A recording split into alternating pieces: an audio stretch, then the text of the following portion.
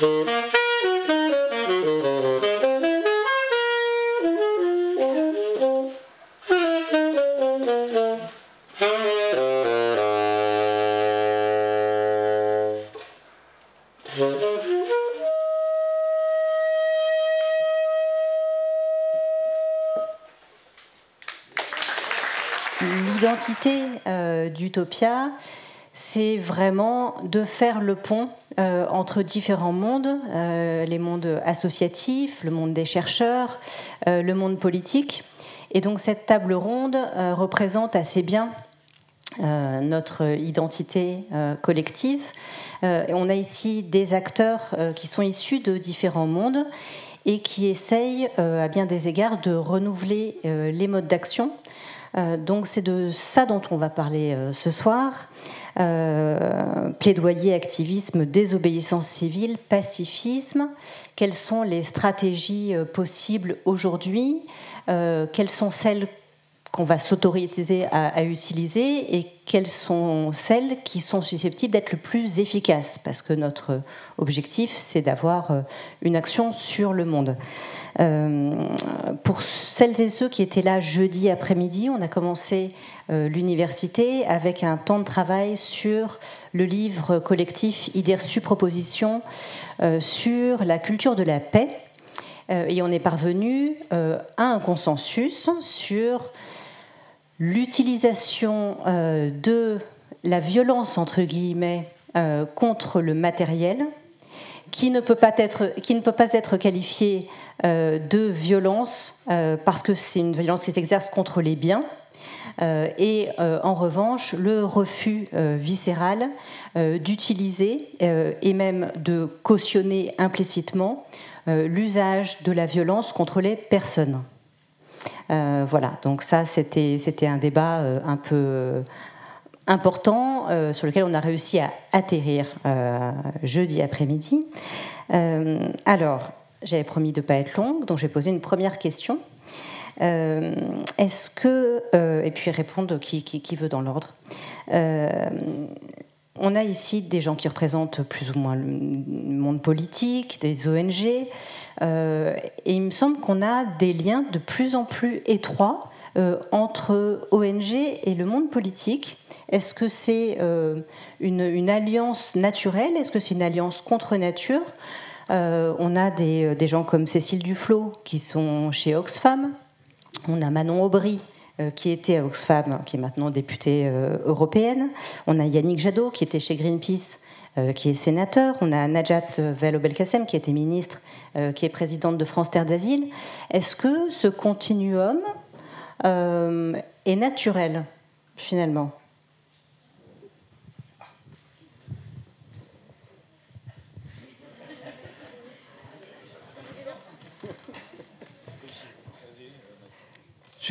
Bonsoir à toutes et tous d'abord. Moi je fais partie de ces militants et militantes qui sont venus aux politiques même si ça les dégoûte toujours un peu, voire même un peu plus qu'avant la primaire populaire. On dirait un peu court. Je pense que c'est pas naturel en termes de culture, où c'est vraiment des cultures et des manières de faire qui sont très différentes. En revanche, la raison pour laquelle moi je vois de plus en plus de jeunes, et j'en fais partie, qui se posent la question du politique, c'est qu'on a la sensation d'avoir testé plein de trucs. On a marché pour le climat, on a déposé des recours en justice pour le climat, on a fait des tribunes, on a fait des mobilisations de désobéissance civile, il y a de l'action directe aujourd'hui, et malgré tout, ça bouge pas ou si peu. On fait des conventions citoyennes, il y a 10% qui sont retenus. Et donc il y a un peu cette sensation d'un constat d'impuissance, et donc ce questionnement sur les stratégies à adopter, où on se dit, il y a un moment, on s'est retrouvé avec plusieurs jeunes qui soit entrepreneurs dans l'ESS, soit acteurs dans le monde associatif, que ce soit sur l'écologie ou sur d'autres combats. On s'est retrouvé en se disant, il y a quand même un sujet qui est le mur du politique. C'est comme ça qu'on en parlait. À chaque fois qu'on essaye de gagner des victoires, on se prend ce mur-là. On a beau aller à toutes les portes, on se prend ce mur-là. Et donc la question, ça a été, est-ce qu'on peut dépasser ce mur-là? Pas beaucoup d'entre nous avaient envie d'y aller directement. Et c'est aussi pour ça qu'on a créé la primaire populaire, de se dire, est-ce qu'on peut de l'extérieur, en restant avec notre culture, notre manière, essayer de les faire gagner, les étant celles et ceux qui sont censés être nos alliés, donc plutôt la gauche et les écologistes, pour le dire de manière courte, leur faire gagner le pouvoir. Je ne sais pas si c'est un mouvement qui va se poursuivre sur du long terme, mais en tout cas à court et moyen terme, moi je vois de plus en plus d'activistes, notamment du mouvement climat, mais pas que, qui osent passer le cap et devenir élus. On le voit dans les députés en 2022, où il y a plein de jeunes militants qui ont été élus, parce qu'ils savent faire campagne aussi, ils savent créer des mobilisations, donc ils ont cette capacité à être élus. Et puis c'est aussi des gens qui sont peut-être vus comme plus sincères dans leur militantisme, donc plus facilement élus que d'autres. En revanche, est-ce que c'est la bonne stratégie? Moi, je pense que, à titre personnel, je pense qu'il faut passer par le politique, mais pas que. On voit aussi que quand quelqu'un comme Hollande est élu en disant « la finance, c'est mon ennemi », si derrière, il n'y a pas un mouvement social puissant, il ne se passe rien non plus. Donc il y a une question d'équilibre et de multiplication des formes, à mon sens, qui doit avoir lieu. Je vais parler du côté partidaire.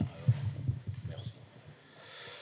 Non, par rapport à la question initiale, je dirais que le lien entre formation politique partidaire et monde associatif, activiste, etc., devrait être effectivement un lien beaucoup plus rapproché qu'il ne l'est aujourd'hui. Parce que les personnes que tu as citées, en réalité, à partir du moment où elles passent dans un autre champ, la coupure se refait de nouveau.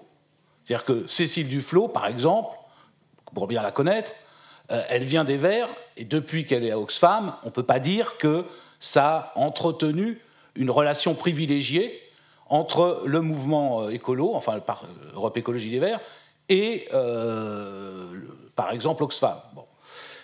Inversement, Greenpeace, Yannick, aujourd'hui qu'il est élu depuis maintenant X années, ça n'a pas pour autant nourri des relations plus fortes entre nous et le mouvement Greenpeace.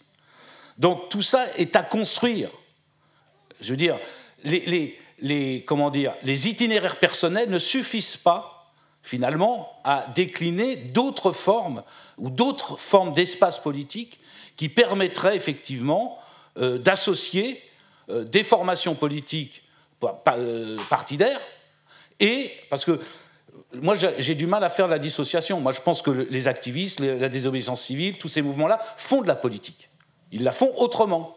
Simplement, ils ont des formes de pratiques politiques qui ne sont pas les mêmes. Mais ils font de la politique. Et nous faisons de la politique également, mais sous des formes différentes. Et qui sont bien souvent d'ailleurs différentes parce que, en réalité, la mission fondamentale ou première que se donnent les partis politiques, c'est toujours les échéances électorales. Et à partir du moment où on a pour priorité les échéances électorales, je pense qu'on loupe une partie, effectivement, de ce qui doit être nos missions, quelque part. Que ce soit des missions de formation, d'autres, etc. Mais je pense que là, il y a un vrai enjeu que d'arrêter de faire... C'est pour ça que tu disais, on se heurte au mur du politique, mais en fait, vous vous heurtez plutôt au mur de la construction électorale. C'est un petit peu différent, c'est-à-dire que vous faites de la politique, mais peut-être que pour partie, il y a une difficulté à passer de l'activisme associatif, écolo, etc., à l'engagement électoral. Même si on voit bien, au niveau de l'échelon local, par exemple, ça se fait beaucoup plus facilement à travers les listes citoyennes, etc., etc. Donc je dirais, l'enjeu qu'on a aujourd'hui, dans les années qui viennent, c'est véritablement d'arriver à construire un espace politique nouveau qui permette d'associer les formations politiques avec leur type d'organisation et cet ensemble qui compose, que Bruno Latour appelait la classe écolo, même s'il y a tout un tas de critiques qu'on peut faire à ce concept de classe écolo, mais je pense que néanmoins, il y a quelque chose dans la classe écolo qui mérite une déclinaison nouvelle avec les formations politiques. On ne va pas passer la soirée sur la politique, mais quand même c'est important. Pour préciser un peu ma pensée, peut-être si les autres voulaient réagir, j'ai l'impression qu'il y a une forme d'externalisation de la pensée des partis politiques vers les mouvements associatifs, vers les jeunes, vers différents groupes, ONG, etc. Donc une forme de sous-traitance de la réflexion, une forme d'instrumentalisation de combats qui sont menés dans les associations, de récupération de figures qui deviennent médiatiques, qui sont ensuite utilisées pour porter des combats à des fins électorales par les partis politiques. Et je suis un petit peu amère quant à ce lien entre lutte sociale, mouvement associatif et partis politiques qui débouchent dans le champ politique, institutionnel, démocratique, classique. Est-ce que vous ne pensez pas qu'il y a une entourloupe ?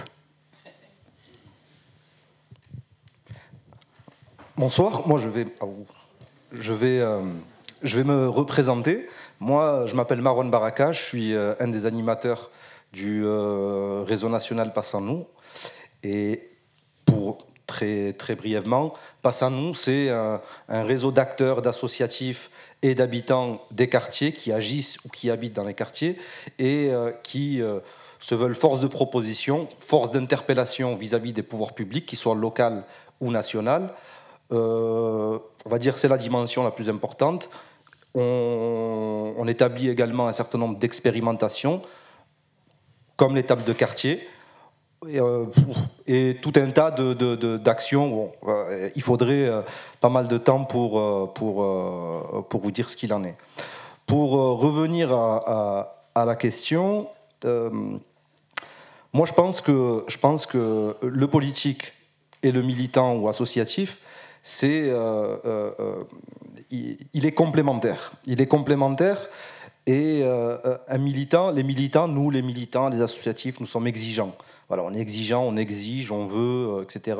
Et on a des politiques qui, eux, qui pour beaucoup, ont été ou sont des militants, mais qui se heurtent finalement, c'est-à-dire eux-mêmes aux difficultés, on va dire, du principe de réalité, aux difficultés de gouvernance vis-à-vis des administrations, qui sont en difficulté parce qu'ils sont dans des luttes de pouvoir à l'intérieur des partis, qui sont en difficulté parce que on exige d'eux l'union, mais l'union c'est difficile, etc.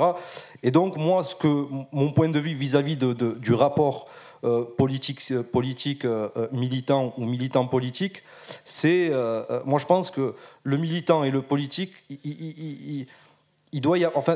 on doit installer une culture du dialogue constant entre les politiques et les citoyens, les militants, les associatifs. Voilà. Et ce qui manque aujourd'hui, je pense, c'est ce dialogue, on va dire, constant. Et ce dialogue constant permettrait d'être beaucoup plus constructif et beaucoup plus impactant dans chacun à notre niveau, dans notre action. Bon, je suis également membre de la commission participation citoyenne, qui est présidée par Mohamed Meshmash, qui s'excuse d'ailleurs aujourd'hui parce qu'aujourd'hui est l'anniversaire de la mort des Ziyad Ebouna, et donc il a dû rester en région parisienne, et également aujourd'hui il y avait le conseil interministériel des villes, c'est la raison pour laquelle il n'a pas pu faire le déplacement aujourd'hui, et que voilà, tambour battant, je suis venu parce que bon, j'ai de la sympathie pour Utopia, et c'est un plaisir d'être parmi vous aujourd'hui. Donc pour rebondir,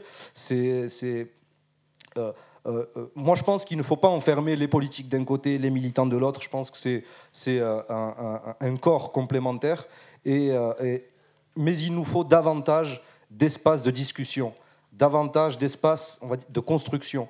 Aujourd'hui, on a des partis politiques qui sont complètement aliénés. Ils sont dans une lutte interne, c'est-à-dire de partis qui fait que quand on discute moi quand je discute avec les copains, ceux qui soient au PS, chez les Verts, chez les Insoumis, etc., chacun est là à batailler dans la course de pouvoir du groupe local, du machin, du ceci, du cela, etc. Et ils en oublient l'action, ils en oublient la création d'un ancrage, enfin en tout cas l'installation d'un ancrage local, l'installation, et finalement, quand on a un ancrage local, on arrive à imposer un rapport de force. On arrive à imposer un rapport de force. Je vais revenir sur mon histoire personnelle. Mon histoire personnelle, c'est que moi, je faisais partie d'une association, enfin en tout cas d'un collectif, qui s'appelait Justice pour le Petit Bar, à Montpellier. Et Justice pour le Petit Bar, c'est voilà, des habitants, une poignée d'habitants qui se sont élevés contre les pouvoirs publics locaux pour exiger la rénovation de leur quartier. Voilà. Parce que le quartier du Petit Bar, c'était pourri, il y avait des seringues par terre, il y avait des rats, il y avait un syndic de copropriété qui avait pillé les appels de charge, etc. Et puis, c'est facile derrière de jeter la pierre aux habitants et de dire, voilà, ils sont nuls, ils sont sales, ils sont violents, ils sont ceci, ils sont cela, etc. etc. Et il y a donc ce noyau d'habitants qui, pour la plupart, étaient des personnes âgées, c'est-à-dire qui nous ont montré la voie et qui n'étaient pas spécialement politisées, mais qui parlaient d'une question. Voilà, la question, c'était la question des charges de copropriété, c'était la question de la rénovation du quartier, c'était des éléments concrets. C'était des éléments concrets et qui parlaient aux gens. Et quand ça parle aux gens, eh bien, les gens se mobilisent. Eh bien, bon an, mal an, les gens se sont mobilisés. Nous, militants avec un petit peu d'expérience, eh ben, voilà, nous sommes alliés. Et puis, on a fait un bout de chemin. Et par la suite, on a réussi à interpeller le ministre de l'époque, qui était le ministre du Logement, qui était le ministre Daubresse, en 2003, et qui s'était engagé, suite à notre interpellation, à mettre 110 millions d'euros sur la table. Et un an plus tard, était créé l'ANRU. Et donc, le premier abondement en termes d'argent qui est arrivé dans les caisses de l'ANRU, c'était ces 110 millions d'euros. Et parmi les premiers dossiers traités par l'ANRU, il y avait le quartier du Petit Bar. Et à la base, ce n'était pas des politiques, parce que Georges Frêche ne voulait pas de la rénovation urbaine à Montpellier, il n'en voulait pas. Et donc, on avait face à nous un syndic de copropriété véreux, on avait face à nous une justice qui n'a pas rendu gain de cause, malgré qu'il y ait eu, on va dire qu'il y avait des éléments à charge pour condamner le syndic. Il y avait une classe politique qui était vent debout contre la rénovation urbaine du quartier. Eh bien, malgré tout ça, grâce au ministre, qui pourtant n'était pas du même bord que nous, mais qui était sensible à la question, à l'interpellation qui avait été faite par les habitants du quartier, par le collectif Justice pour le Petit Bar, et grâce également aux préfectures, c'est-à-dire qui mettaient la pression au pouvoir public, aux collectivités, pour que la rénovation urbaine avance. La rénovation urbaine du quartier, elle a mis 10 ans. Il y a eu des victoires, il y a eu des défaites, on s'est mobilisé contre les expulsions, on s'est mobilisé contre tout un tas de faits qui touchaient nos quartiers, et on a pu compter parfois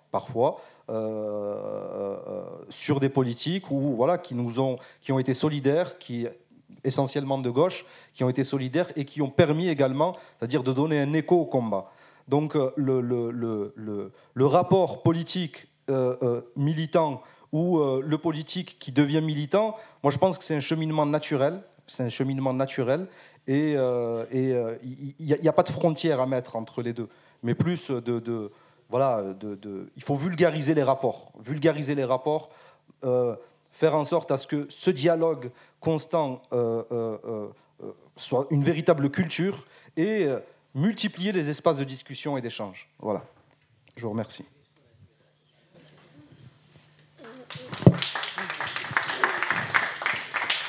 Moi, pour le coup, je suis assez alignée avec ce que tu as dit avant.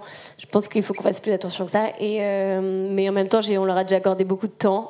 Donc, j'aimerais bien qu'on avance dans la discussion sur le plaidoyer ou sur d'autres choses que le politique. Une autre question, donc. Merci beaucoup. Sur les modes d'action, d'activisme, militantisme, plaidoyer, il me semble qu'on peut voir les choses de différentes manières. On peut considérer qu'il faut établir un rapport de force ou bien chercher une alliance. On On peut considérer qu'on s'adresse à l'opinion publique ou aux politiques, et on peut se dire qu'on cherche à réveiller les consciences, à transmettre de l'information, ou bien chercher à obtenir la mise en œuvre d'une politique publique en particulier. Est-ce qu'il y a une grille d'action à mettre en œuvre en fonction de ces différents objectifs, de ces différentes cibles? Que faire, comment faire, avec qui, pourquoi? Et voilà, une autre question. Camille. On soit dans le monde comme ça, ok, très bien. Vous avez combien de temps? C'est très vaste, mais enfin, déjà de base, je m'inscris en faux avec l'idée d'avoir une recette de cuisine.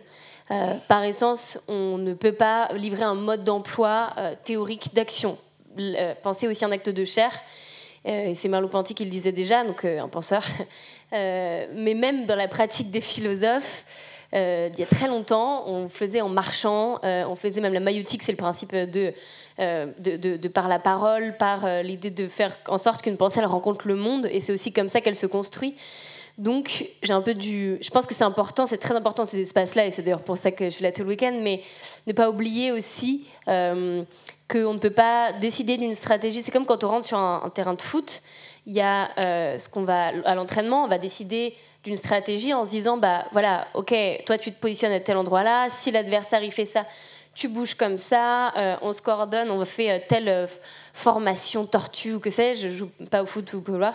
Et après il y a ce qui se passe sur le terrain, et ça c'est très différent. C'est-à-dire qu'il y a toute la théorie qu'on a pu emmagasiner et tout ce qu'on a pu penser, et il y a ce qui se passe sur le moment où là c'est le jeu. Et là, quelque part, c'est comme ça aussi un peu moi que je vois l'activisme, c'est-à-dire que je me méfie des grands poncifs de en fait ce qui marche c'est l'action politique, ce qui marche pas du tout c'est que la désobéissance civile, c'est la non-violence, alors vraiment c'est que la non-violence, ou alors non, c'est l'action directe, c'est les marches pour le climat. Et donc de la même manière, je pense aussi qu'il faut faire attention avec l'idée de, on en parlait ce soir en disant, ça a marché, ça n'a pas marché. Je trouve ça toujours très offensant quand on dit les marches pour le climat, ça n'a pas marché, ou la prière populaire, ça n'a pas marché, ou ça a marché. En fait, on ne sait pas. Je pense qu'il faut être beaucoup plus humble de la manière dont on approche et dont on évalue les actions, a posteriori comme avant. C'est que tout bonnement, ce qu'on fait, c'est qu'on essaye. On est face à un vide vertigineux, terriblement vertigineux, et que quand on a le vertige, on a aussi quelque chose qui vient du ventre et une intuition. Et c'est comme ça que se passent souvent les actions, à des choses qui sont imprévisibles. Et c'est là où c'est beau, c'est parce qu'il y a ces choses qui se passent, qui nous échappent, et où parfois on arrive à s'infiltrer dans des brèches de l'histoire et qu'on arrache des moments de beauté à l'enlaidissement du monde qui est en train d'avaler doucement les terres. Donc sur cette idée de ce qui a marché, ce qui n'a pas marché, moi je viens des sciences sociales, donc je prêche pour ma paroisse, mais c'est une vision très ingénieriale de la chose. C'est-à-dire qu'on mettrait des petits plus et des petits moins dans un tableau, mais les marches pour le climat, même si on a pu marcher en disant « sauvons les ours blancs », quelque part, ça a permis, si ça s'est essoufflé, c'est pas seulement parce qu'on s'est pris le mur de l'inaction, c'est parce que certains se sont structurés, se sont politisés, et ont décidé de dire bah, « très bien, finalement, si les ours blancs disparaissent, c'est parce que c'est un choix politique, c'est parce qu'il y a des décisions. Qu'est-ce que je peux faire là, moins maintenant? Peut-être lutter contre de l'industrie fossile, donc je vais rejoindre plutôt un type d'action plus structurée, etc. etc. Ça participe à bousculer des consciences. Chaque action ou chaque non-action qu'on fait décide, enfin, pas seulement décide, mais même infléchit le monde dans une direction ou dans une autre. Donc, je le vois très concrètement sur les actions qu'on peut faire. Par exemple, sur l'exploitation minière des fonds marins, qui a été un des combats sur lesquels je me suis concentrée particulièrement ces dernières années. Je ne sais pas ce qui a marché. On a obtenu, en juillet dernier, là, devaient partir des bateaux pour extraire des minerais des sols marins, et c'était une bombe climatique en cours. On a réussi à ce que ce ne soit pas le cas. Est-ce que c'est parce qu'on a dormi avec des jeunes de Youth for Climate devant le sommet de l'ONU à Lisbonne avec des tentes et qu'on s'est fait déloger par la police? Je ne sais pas. Est-ce que c'est parce qu'on a été dans les négociations internationales de l'ONU pendant des semaines à se battre pour un mot et pour la position d'un pays? Je ne sais pas. Est-ce que c'est parce qu'on a été partout dans les médias, qu'on a utilisé la pression médiatique? Je ne sais pas. Et en fait, c'est peut-être la coordination de tous ces moyens de pression qui fait qu'on incarne Ce que nos adversaires n'ont pas, à mon sens, c'est la créativité.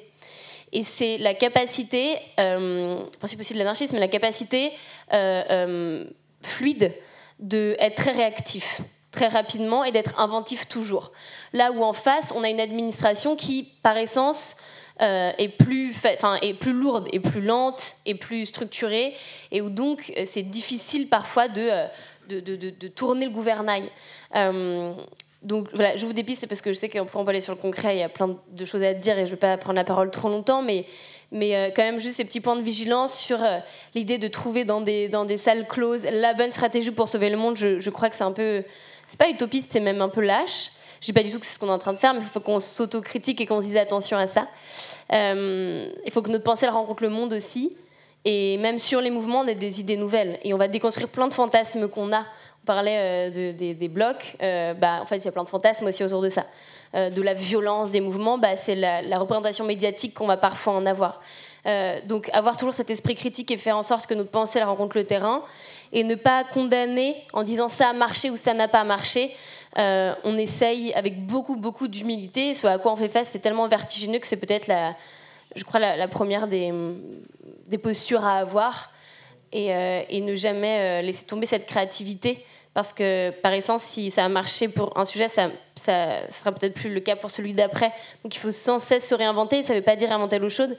C'est aussi regarder ce qui se fait ailleurs et ce qui se faisait avant. Et il y a plein de techniques militantes qu'on trouve dans des mouvements des féministes au Chili, dans des mouvements dans les années 70 aux États-Unis, par exemple, ils plantaient des clous dans les arbres juste pour pas qu'ils soient coupés, parce qu'avec les scies, ça les rendait impossible de couper. Ça, on a réutilisé ça pour lutter contre une autoroute à Toulouse. Enfin, c'est quand même fascinant, je trouve, comment on peut avoir un contre-pied à la mondialisation qui est un peu une mondialisation des idées. Je trouve ça drôle. Voilà.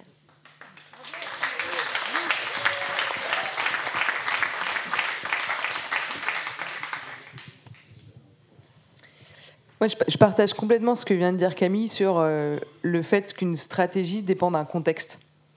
On ne va pas avoir la même stratégie, les mêmes modes d'action si on est sous Macron ou si on est sous un gouvernement de gauche qui est plutôt proactif et qui a plutôt envie d'aller avec nous.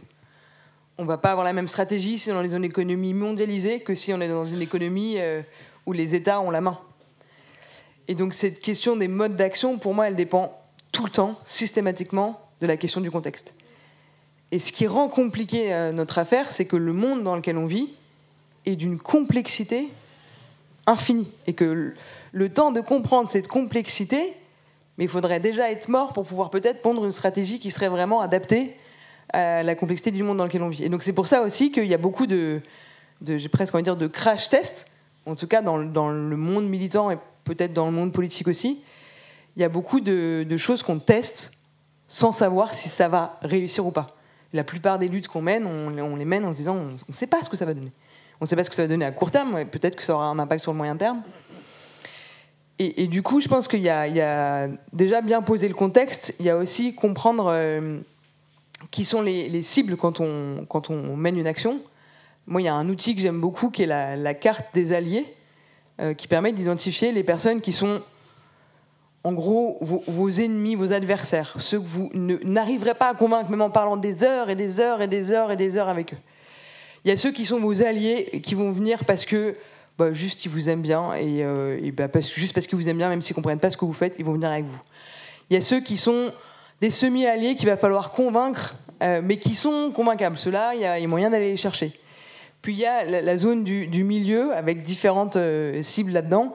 Et ça, c'est important d'avoir des outils aussi de savoir quelle personne on veut faire bouger pour quelle victoire. Et je pense que si je parle du mouvement climat, pendant des années, on a beaucoup été collectivement dans poser le problème sur la table. Faire en sorte que le niveau de conscience sur le diagnostic scientifique augmente. Et donc, c'était des marches pour le climat, c'était des prises de parole à la télévision, c'était des tribunes. Et peut-être que cette phase-là, je ne suis pas sûre qu'elle soit finie. Moi, je ne crois pas du tout qu'on ait gagné la bataille culturelle. Et je me souviens très bien de la première session de la Convention citoyenne pour le climat, où la plupart des 150 citoyens tirés au sort sont sortis de la présentation de Valérie Masson-Delmotte, scientifique du GIEC, en utilisant des mots comme « c'est une baffe, c'est une claque, c'est un électrochoc ». Et ces mots-là, ils les ont utilisés parce que, oui, ils avaient conscience qu'il y avait un problème avec le climat.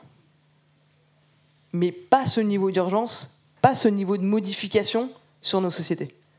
Si je caricature, malheureusement pas tellement, pour beaucoup, avec un peu de vélo et le tri des déchets, ça allait le faire. Il y a moyen que ça passe. Et là, ils ont compris avec Valérie Masson-Delmotte que c'était pas du tout ça l'histoire. Avec le diagnostic, ils l'avaient mis là et là, ils l'ont mis là. Et à la fin de la Convention citoyenne pour le climat, ces mêmes 150 citoyens tirés au sort ont dit, pour plusieurs d'entre eux, évidemment que je n'aurais pas voté un certain nombre de propositions si je n'avais pas eu conscience du diagnostic. Donc je pense que cette bataille du diagnostic, peut-être qu'en tant que militant climat, on a trop pensé qu'on l'avait déjà gagnée. Et qu'il y a un gros risque de backlash quand on regarde dans d'autres pays ce qui est en train de se passer, ou politiquement, là j'y reviens, désolé Camille, hein, on voit un certain nombre de pays où il y a un retour de bâton, où vu que, entre guillemets, la droite est coincée, c'est-à-dire que tout le monde voit bien qu'il y a un enjeu sur le climat. La droite est piégée parce qu'elle ne peut pas dire « bah oui, on va changer tout le système, le capitalisme », alors que c'est leur cœur d'essence. Et donc la seule réplique à ça, c'est de dire « bah nous, on n'y peut rien, c'est pas d'origine humaine ». Et puis de venir en frontal sur un climato-scepticisme bien violent. Et ça, moi, je pense qu'en France, on a quand même les prémices de ça qui arrivent. Donc il y a un enjeu en tant que militant climat qu'on continue à se mobiliser sur cette question du diagnostic. Et après, du coup, sont venues quand même d'autres formes de mobilisation. Et ça, c'est des choix, j'ai envie de dire, stratégiques, mais aussi individuels. Sur la stratégie, je ne vais pas m'y attarder, parce que je pense que Camille a très bien dit les choses, qu'il y a différents modes d'action, ça dépend de ce qu'on veut faire. Il y en a qui cherchent à bloquer un projet en particulier, parce qu'il faut sauver des terres, il faut sauver des arbres, il faut sauver de la flotte. Il y a des choses qu'il faut matériellement sauver, donc de donner un objectif très précis et concret, où on le met sur la table de l'espace public, je pense que c'est une super stratégie qui est en train, notamment avec les soulèvements de la Terre, de montrer une certaine puissance. Il y a d'autres stratégies qui essayent de modifier la manière dont fonctionne le modèle économique, je pense qu'il faut aussi. Là où je voudrais m'attarder, c'est sur deux choses. D'abord, les angles morts qui me semblent exister aujourd'hui dans notre manière de militer. Et la deuxième, c'est sur les enjeux personnels, où moi, il y a beaucoup de jeunes qui viennent me voir en me disant « mais où est-ce qu'il faut aller pour avoir un vrai impact ?» Et moi, la réponse que j'ai, c'est plutôt à l'échelle individuelle de se dire où est-ce que tu as envie d'aller, qu'est-ce qui résonne et qu'est-ce qui te met en joie. Parce qu'il y a tellement de peur, il y a tellement d'anxiété, il y a tellement d'angoisse, il y a tellement de colère face à l'immobilisme, qu'il y a un moment, si dans le militantisme on ne trouve pas un peu de joie et qu'on ne se marre pas, mais en fait, ça ne va pas bien se finir, quoi. Et ça, je pense que c'est vraiment important et que ça puisse aussi changer au cours du temps. Voilà, moi, pendant un temps, par exemple, j'étais sur on va essayer de réinventer la politique. En disant, sous Macron, de toute façon, il ne va rien faire. Donc, essayons de changer la perspective de la manière dont peut fonctionner la politique. On a fait la Convention citoyenne pour le climat avec Cyril et quelques copains. La primaire populaire, on a essayé, avec un certain échec, de changer un peu la manière dont une élection présidentielle peut se mener. On verra bien ce que ça donnera par la suite, parce que ça laisse des traces, d'autres en feront d'autres choses demain, je l'espère en tout cas. Et aujourd'hui, moi je travaille dans la menuiserie où je fais de la rénovation thermique des bâtiments et je construis des habitats légers et ça me rend très heureuse parce que pour moi c'est construire aussi le monde de demain de manière très concrète et très terrain. Donc ça vraiment, je pense que c'est important de ramener la joie dans le milieu militant et même au niveau citoyen au-delà des militants. Et l'autre chose que je voulais dire, c'est sur les angles morts, et je finirai par ça. Moi, j'en vois plusieurs au-delà de la question du diagnostic, où je pense qu'il ne faut pas perdre de vue celui-ci qui est extrêmement important parce que ça dépend, derrière en découle ce sur quoi les gens sont prêts à se mobiliser à titre individuel, collectif, politique, ce pourquoi ils votent aussi. Le deuxième, c'est le qui on touche. Sur les questions climat, je trouve qu'on est assez nul, et pour vivre en zone rurale aujourd'hui, je le vois très bien, à mobiliser les gens en zone rurale et dans les quartiers populaires, mais ça, tu auras peut-être un regard intéressant à nous livrer. Mais vraiment, moi, j'ai l'impression d'être schizophrène. Je vais à Piégros-la-Clastre, un petit village, on est 800, dans la Drôme, entre ce que j'entends des artisans du bâtiment toute la journée sur l'écologie et les discussions que je peux avoir le soir avec des potes néo-ruraux. C'est deux mondes qui ne se parlent pas, qui se jugent, sans même se regarder. En fait, il y a un moment où ce boulot-là de réconcilier, de savoir créer des ponts, il va falloir le faire. Et je pense que, pardon pour élever les écologistes, mais je pense qu'il y a un énorme boulot à faire pour aller sur ce terrain-là et avoir des propositions qui ne soient pas qu'une écologie de bobo, mais qui soit une écologie qui parle un peu à tout le monde, et c'est largement possible. Le deuxième gros angle mort, et je me suis perdu que je vois, je l'avais noté en t'écoutant quand même. C'est sur la question des générations. Moi, je suis en colère. Je suis en colère autant que je les aime, autant que je vous aime. Vous êtes un certain nombre dans la salle. Contre nos aînés, contre nos vieux, et c'est dit avec beaucoup d'amour. Quand je vois qui a élu Macron,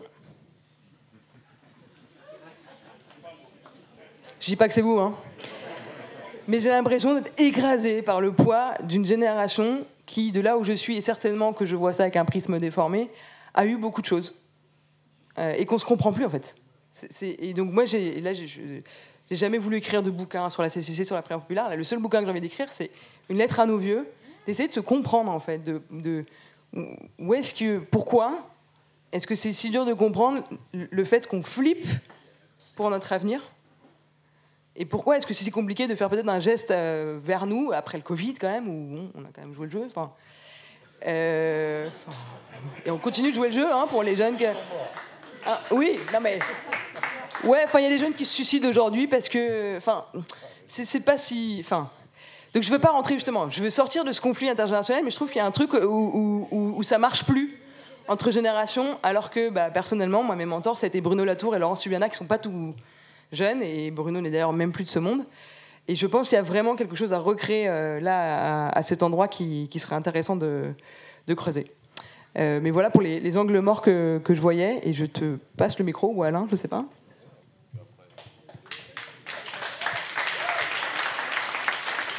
Moi, ça ne me gêne pas du tout d'être un vieux et d'écouter Mathilde, parce que, en fait, j'ai soutenu la primaire populaire pour les raisons dont tu parles. C'est-à-dire qu'il y a une urgence qui faisait qu'à ce moment-là, il fallait un rassemblement des gauches et des écologistes pour éviter la catastrophe macroniste actuelle. Donc, je suis très content que tu attaques les vieux. Ça ne me dérange pas.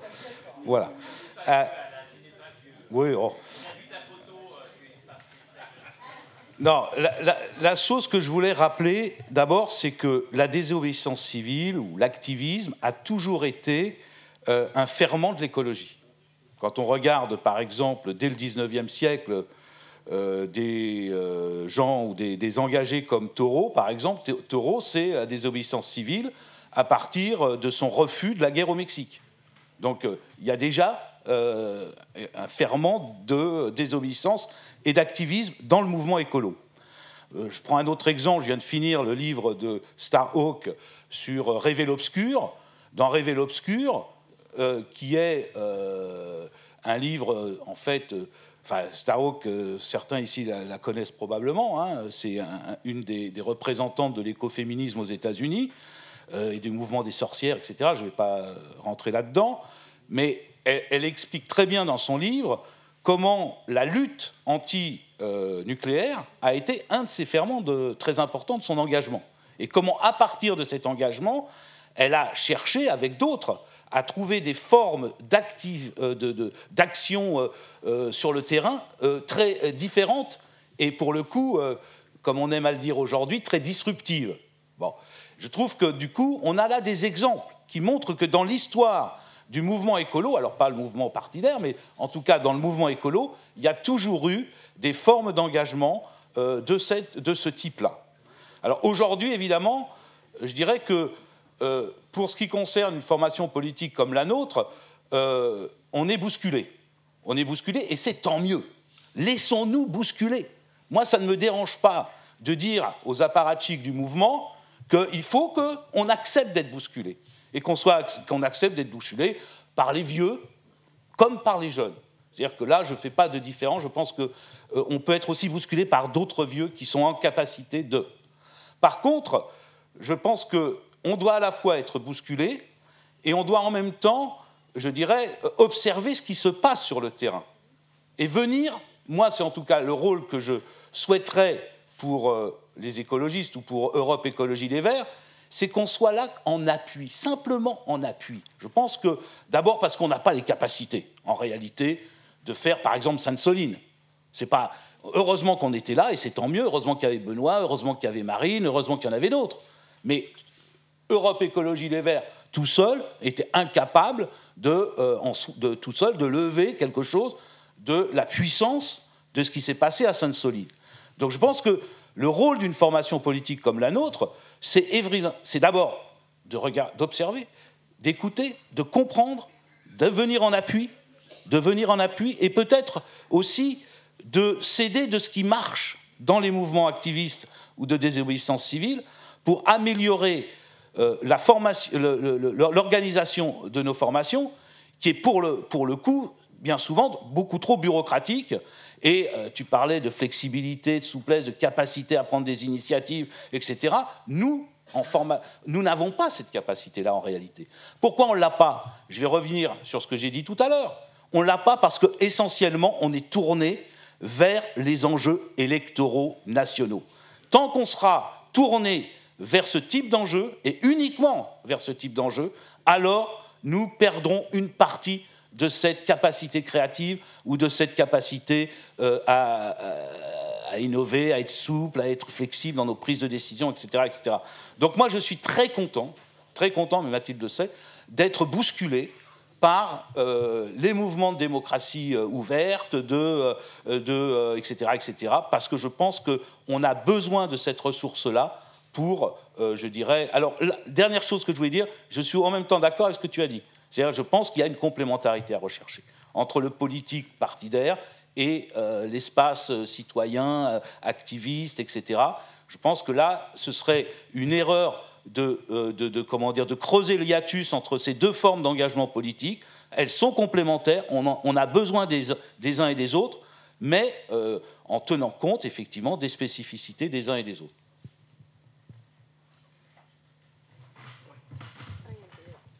Non, déjà, moi, je voulais rassurer Camille. Camille, c'est ça? Mathilde. Je voulais rassurer Mathilde sur son militantisme. Moi, là-bas, je ne suis pas du tout écolo. Mais vraiment pas du tout. Et grâce à vous ou à cause de vous, j'ai intégré une dimension écolo. Et aujourd'hui, je suis convaincu, ultra convaincu, qu'il faut agir. Voilà, qu'il faut... Après, bon, dans la désobéissance civile, c'est mon avis, hein, parfois je considère que ça fait un petit peu trop loin, etc. Mais je pense que c'est, la situation est tellement critique que je comprends également la radicalité des combats. Et pour revenir sur la désobéissance civile, nous... dans les réseaux dans lesquels j'ai pu militer, etc., on pratiquait la désobéissance civile sans savoir ce que c'était que la désobéissance civile. Voilà. Je vais vous donner un exemple un peu drôle, mais nous, on était mobilisés quand il y a des rénovations urbaines, il y a des expulsions locatives qui se font. Et donc, bon, c'est difficile de mobiliser 100 personnes, 50 personnes, etc., pour toutes les expulsions, etc. Et donc, du coup, on s'est dit, il va falloir qu'on fasse preuve de créativité. Et qu'est-ce qu'on peut faire? Je dis, Et un jour, il y avait un couple il y avait une famille qui allait être expulsée dans la matinée, et puis... comme on avait l'habitude d'organiser des mouvements, des manifestations, etc. Et donc, du coup, on prévenait les renseignements généraux, voilà, de la préfecture sur l'organisation de la manifestation. Et donc là, on appelait les RG, on leur disait, il ne faut pas venir. Il faut dire aux forces de l'ordre de ne pas venir. Ah bon, pourquoi? Il y a 150 personnes devant le bloc. Ah, ok, d'accord. Mais ils ne venaient pas après. Voilà. Forces de l'ordre, ils ne venaient pas. Donc, c'était du bluff. Bon, après, c'est des petits secrets, il ne faut pas le dire. Hein. Il ne faut pas le dire. Parce qu'il y a encore des militants ailleurs en France qui utilisent la même méthode. Mais oui, parfois, la désobéissance civile, c'est quelque chose qui s'impose.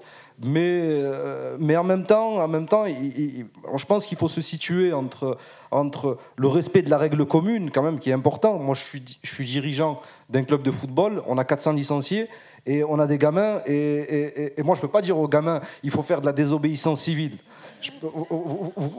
Bien sûr, vous comprenez, c'est-à-dire, voilà, on leur dit, ouais, il faut respecter les arbitres, il faut respecter les copains, il faut respecter les éducateurs. Non, mais bien sûr. non, mais je provoque, bien entendu. Non, mais c'est... Oui, vas-y. Non, mais parce qu'en fait, non, mais tu me fais trop rire. Mais en même temps, ça dit quelque chose de plus grand, c'est que parfois on nous fait le procès d'une génération qui est juste en manque de rock'n'roll, tu vois. Et que c'est un frisson de l'âme, et que c'est un truc pour se sentir vivant, et qu'on a juste envie de mettre des bluesers et d'écouter du rock, et on peut plus faire ça, et du coup, on fait de la désobéissance civile. Et du coup, il y a cette image aussi, cet imaginaire qui est vachement véhiculé, de jeunes un peu paumés, qui savent pas trop quoi faire, et qui du coup mettent corps et âme là-dedans. Mais c'est vraiment pas ça, c'est le résultat, c'est d'un objet extrêmement précis. En fait, c'est quand on a essayé toutes les autres formes légale d'expression et que on s'est pris que des murs et des portes closes et que donc du coup on va parfois faire des choses qui sont pas légales mais qui nous paraissent pour autant vraiment légitimes parce que c'est au nom de quelque chose de plus grand. C'est pas juste l'envie d'aller au-delà des règles et en dehors de celles-ci, c'est l'envie de dire ce qui aujourd'hui est légal, c'est aussi parce qu'on s'est battu, on a désobéi pour que ça devienne légal. C'est faire rentrer dans le droit commun des choses qui nous semblent des libertés et des droits qui nous semblent fondamentaux et justes. Et je disais souvent, on n'a pas obtenu le droit de vote des femmes en votant. Donc il y a aussi ce besoin de faire rentrer, c'est comme si... je vais me lancer dans une métaphore avec le foot, beaucoup trop glissante. On va pas faire ça. Mais ça s'appelle un tacle, l'a dit Mathilde. Voilà, on va dire ça.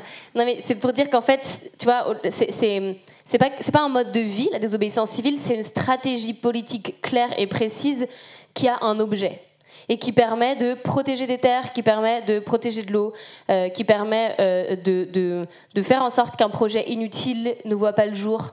Donc c'est pas juste un frisson, en fait.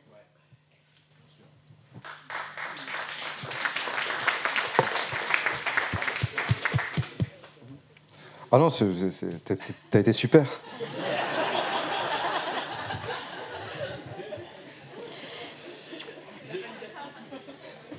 Pour poursuivre, et pour reprendre le titre de ces journées, des colères à l'émancipation, il me semble qu'on est dans une société, en tout cas, où la colère est de moins en moins tolérée. Est-ce que on peut partir de modes d'action basés sur la colère et l'humour, souvent, parfois aussi, d'autres formes d'action, mais soit la colère, soit l'humour, et espérer être pris au sérieux et convaincre l'opinion. Voilà, c'est une question que je me pose. Je sais que c'est pas quelqu'un qui fait l'unanimité forcément chez nous, mais moi j'avais bien aimé le livre de Geoffroy de la Gannerie, Sortir de notre impuissance politique, je crois. Et parce que il a expliqué, en gros, en tout cas moi c'est comme ça que je l'ai compris, que nous, les mouvements sociaux, activistes, militants de gauche, on était destinés à rester toujours sur le banc de touche. Moi non plus je fais pas de foot, mais avec nos modes d'action, tant qu'on n'infiltrait pas le système de l'intérieur, tant qu'on se contentait de devenir avocat et pas juge, rien ne changerait jamais. Voilà, donc ma question c'est, et en même temps, pour être juge moi-même et pas avocate, il me semble que quand on a intégré le système, en fait on est dedans et plus rien ne change, quoi. Donc ma question c'est comment faire le pont, le lien entre ces actions créatives, originales, qui visent à faire bouger les choses et à attirer le regard de l'extérieur, basées sur la colère et parfois l'humour, et comment on fait le lien avec, comme tu disais, cette machine qui est lourde et lente, mais c'est quand même elle qui décide. Voilà.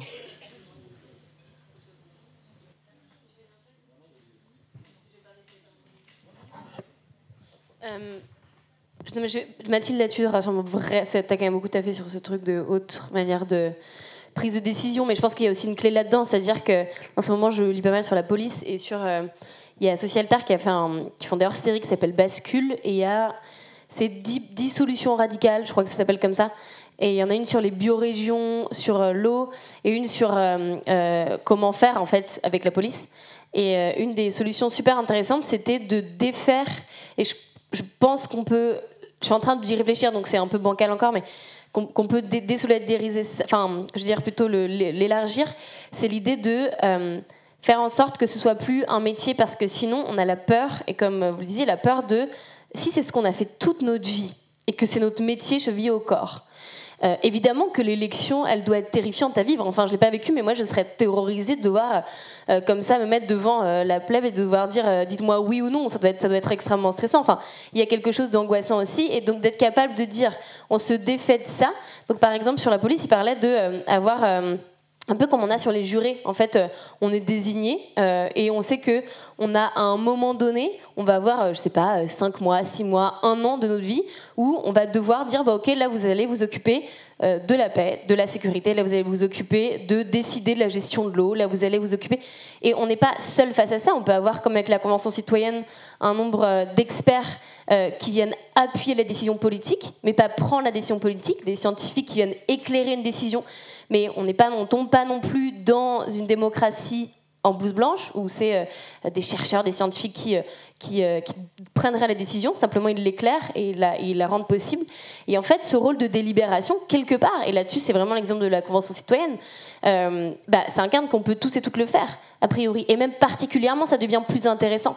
Donc je répliquer toutes ces méthodes de tirage au sort, de représentativité, de non-enlisement dans ce système-là, ça me semble être intéressant. Parce que ce qu'il disait sur la police, c'était aussi le problème de comment ça crée une communauté. Et moi, je le vois très bien parce que la moitié de ma famille vient quand même vraiment de l'armée. Donc j'ai baigné toute mon enfance là-dedans, je suis née en caserne et tout. Et comment, en fait, il y a cette chose qui est aussi belle, mais qui crée malheureusement plein de déboires. Ouais, mais je l'ai jamais caché. En fait, c'est la logique de groupe, de fraternité, qui est extrêmement forte et qui fait que dans les protections policières, il y a aussi l'idée de dire on va pas parler d'une violence, on va pas parler de quelque chose pour protéger avant tout notre camarade, avant la vérité, avant la justice, avant tout ça. Cette idée de camaraderie, en fait, qui est extrêmement présente et qui fait qu'on oublie quelque part tout un tas d'autres valeurs morales qui se dissoudent dans cette logique-là. Et que si on arrive à se défaire de ça par exemple, l'idée que ça tourne, en fait. C'est-à-dire qu'on va devoir, à un moment donné, être confronté au jugement de la société, et qu'on a peut-être protégé notre frère, mais on n'a pas dénoncé que quelqu'un s'est perdu un œil à cause d'une violence policière. Et ben là, le coût-bénéfice va devenir plus important, et on se dit, le jugement de la société face à la protection de ma micro-société-là va tellement me coûter plus que quelque part j'ai plus intérêt à le faire, et donc je vais garder cet ordre moral comme cadre de prise de ma décision.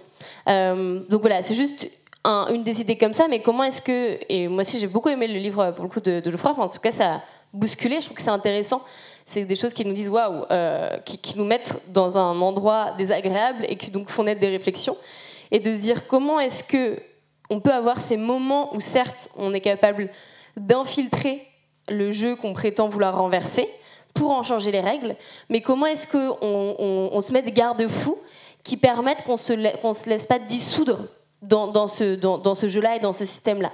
Et la permanence est un danger pour moi. Et donc là-dessus, vraiment, Mathilde a beaucoup plus de trucs à dire. Donc je non mais tu vois, c'est un truc j'allais aller sur autre chose, mais... D'accord, pardon.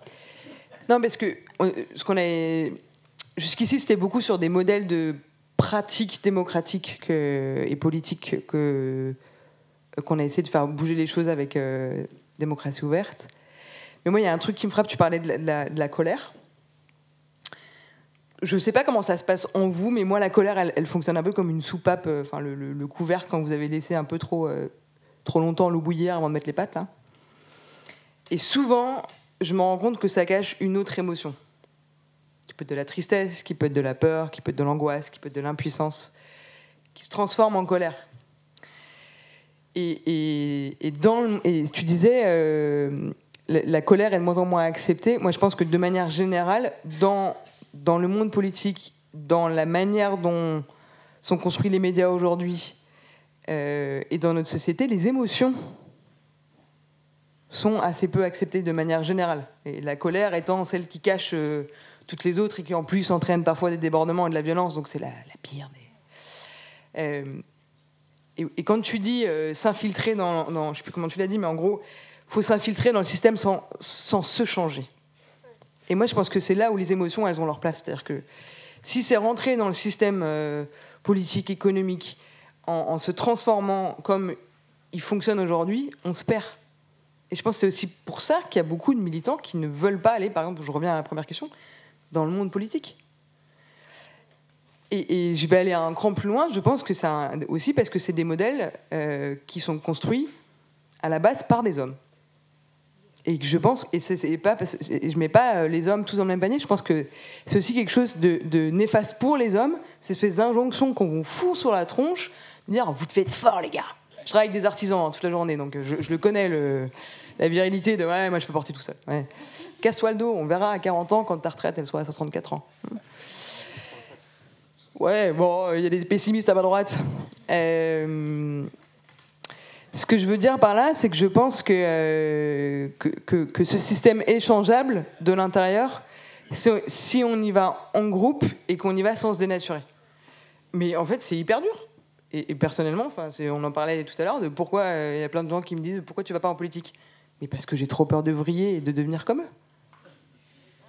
Mais moi, je ne suis pas meilleur que la plupart de ceux qui y sont allés et qui se sont plantés et qui sont plein de gens bien à la base. Qui vont avec des... Non, mais vraiment, qui sont des militants, qui avaient des causes et qui se sont... Et à l'intérêt, c'est bien, oui. Et il y en a des biens. Non, mais il y en a plein de biens. Mais je veux dire que je trouve ça compliqué. En tout cas, moi, je trouve ça compliqué. Et pour avoir vécu la primaire populaire, je vois aussi ce que le monde des médias fait sur toi. Ne serait-ce que ça... et vraiment, je dis ça, je suis pas en train de montrer du doigt les élus. Je pense qu'être élu aujourd'hui, c'est l'enfer. Enfin, t'as plus de vie, ta vie est niquée. Tu peux pas dire tout ce que tu penses sincèrement à la télévision. Tout le monde t'a le pack pour te parler des problèmes. Tu te fais chier dessus. Enfin, franchement, pourquoi les gens veulent être élus ? Il y a des choses, moi, qui me dépassent un peu. Mais ce que je voulais dire, donc merci les élus. Surtout celles et ceux qui essaient de le faire pour l'intérêt général sans se perdre sur le chemin.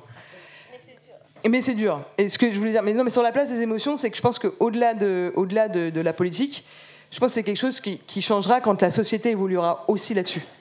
Qu'en réunion, ce soit OK de pouvoir pleurer quand il y a besoin de pleurer. Que ce soit OK de se marrer en réunion. Que ce soit pas vu comme, tu disais, pas crédible. Et moi, je pense que c'est en train de changer. Et vraiment, je prends mes exemples de mes collègues artisans dans le bâtiment, qui ne sont pas les plus féministes des hommes a priori. Quand tu viens toucher à l'émotion et que tu leur parles de peur, la question climatique, tout de suite, on en parle différemment. Complètement différemment que quand tu arrives en parlant de ELV ou de Sandrine Rousseau, pardon, je vous stigmatise encore, mais parce que je vous aime. Et c'est ça que je veux... pardon, je me suis un peu perdue, mais je pense que vous m'avez suivi. Je pense que la question des émotions, elle est centrale dans la manière dont on fera fonctionner notre démocratie demain. Et d'ailleurs, si on reprend la Convention, ça fait lien avec ce que tu disais, la place des émotions au sein des 150, elle a été hyper importante. Et il y a plein de moments où l'un d'entre eux avait envie de lâcher, où c'est le groupe qui le récupérait, d'autres moments où c'était un autre. Et l'effet groupe aussi a été hyper important pour ne pas tomber dans la déprime. Et ça, je pense que c'est une erreur qu'on a fait, nous, en tant qu'organisateurs. On a complètement sous-estimé l'impact émotionnel qu'aurait la Convention sur les 150. Et si c'était à refaire, je pense qu'il faudrait un accompagnement un peu plus puissant que ce qu'on avait imaginé.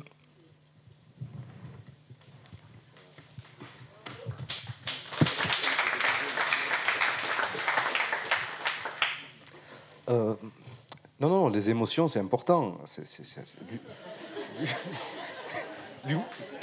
Non, voilà. Non, mais l'humour aussi, c'est important. Enfin, à un moment donné, je sais pas moi, participer à des réunions de professeurs tournesol qui durent toute la journée et compagnie. Enfin, à un moment donné, c'est normal que les jeunes n'y viennent pas. Hein. Alors, à un moment donné, Hein non, mais c'est l'autocritique. Hein. Moi, on a organisé les universités de Passant-Nous à Paris, et on est tous touchés par la même maladie, hein. Pas de problème. Hein. Et non, mais c'est la vérité. Non, c'est pas vrai. Ben oui. Non. Et par rapport à l'engagement politique et on va dire, tu as utilisé l'expression, c'est s'autodissoudre, c'est ça ? Voilà, ouais, s'autodissoudre. Moi, je pense que, comme dit Mathilde, être élu aujourd'hui, c'est waouh. Enfin, je veux pas leur place. Hein. Ils se font invectiver, c'est très très difficile aujourd'hui avec les réseaux sociaux, le machin, etc. etc. C'est très très difficile.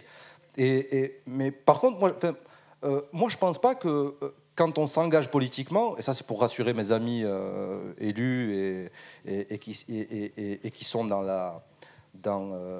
l'arène, moi je pense que la politique c'est l'art du compromis. En tant que militant, c'est l'art du compromis et pas la compromission. Il y a beaucoup de militants qui considèrent l'engagement politique ou se présenter à une élection, etc., comme étant une compromission. Ça y est, c'est fini, tu passes du côté obscur de la force, ça y est, c'est terminé, ciao, au revoir. Non, je pense qu'il y a besoin de kamikazes politiques, militants, qui ont une expérience, etc. Comment ? Ouais, politique. Voilà. Non, mais c'est-à-dire qui ont l'expérience et qui, c'est pas grave.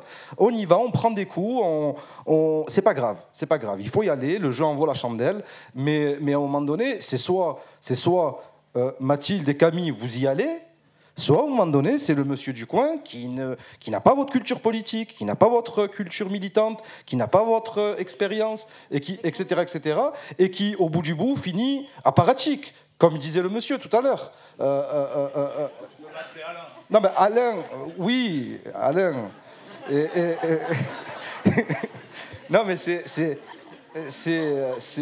la vérité, c'est la vérité. C'est-à-dire qu'aujourd'hui, les apparatchiks, c'est pas des militants. Aujourd'hui, les apparatchiks, c'est des gens qui sont arrivés ex nihilo, qui se sont dit, la place, elle est bonne, le mandat, je vais prendre 2000 balles par mois, c'est bon, j'ai pas de réseaux sociaux, 6 000 pour certains, j'ai pas de réseaux sociaux, j'ai pas de Twitter, j'ai pas de Facebook, j'ai pas de Tartampion, je vais de mon bureau à la maison et personne ne m'alpague, personne ne me connaît et vive la vie.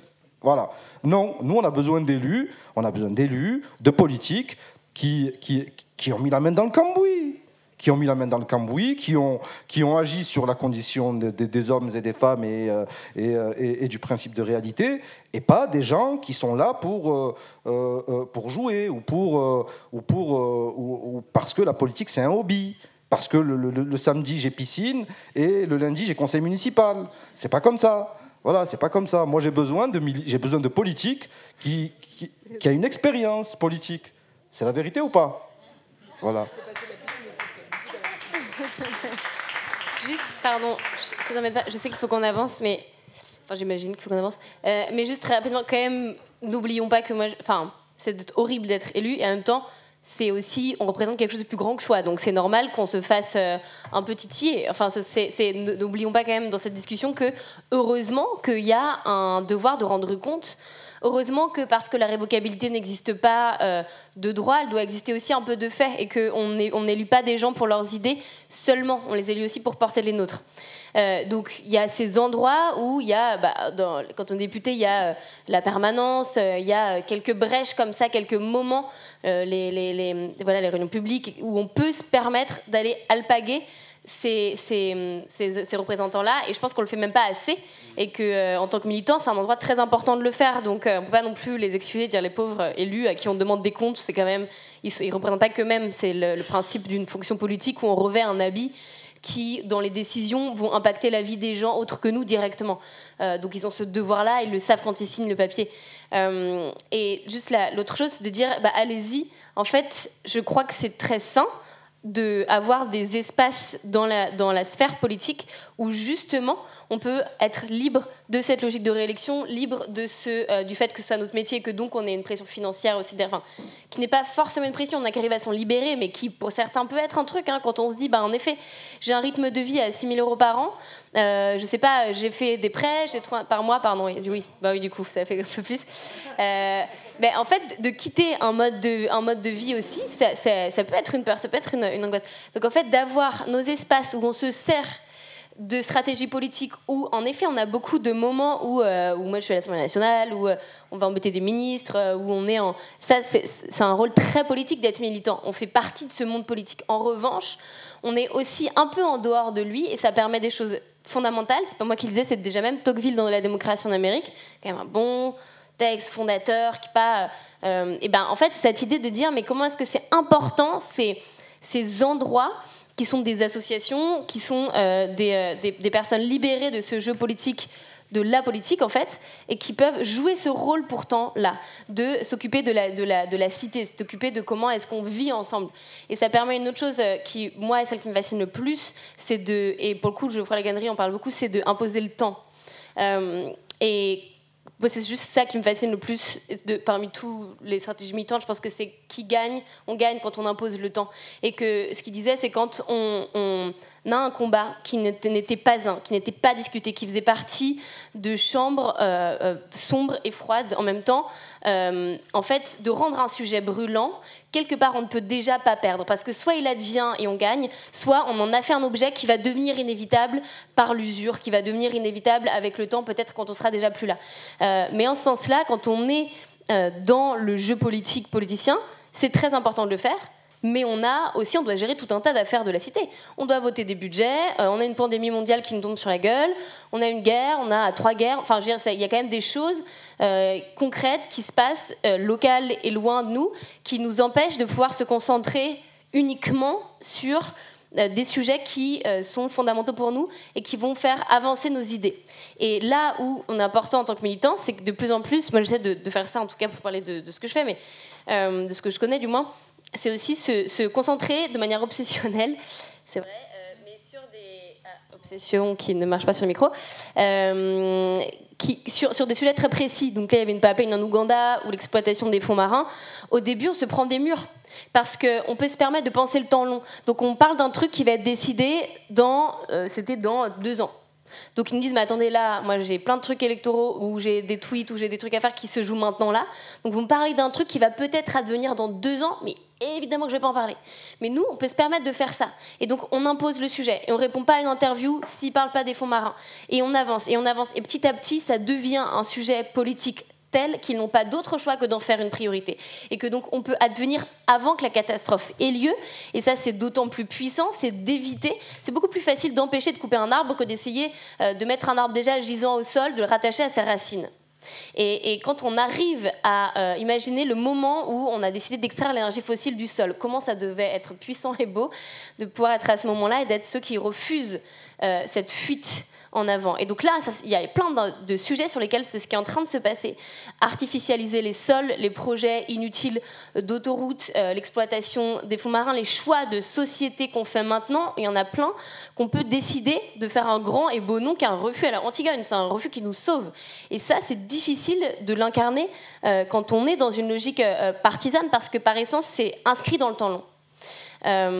Donc je ne suis pas sûre que les militants qui ont une bonne stratégie politique et une connaissance fine de ce milieu doivent forcément aller et s'engager dans ce temps court-là. Je crois que c'est au contraire très sain et très, très important qu'ils l'incarnent aussi en dehors. Voilà, c'est tout que je voulais dire ça.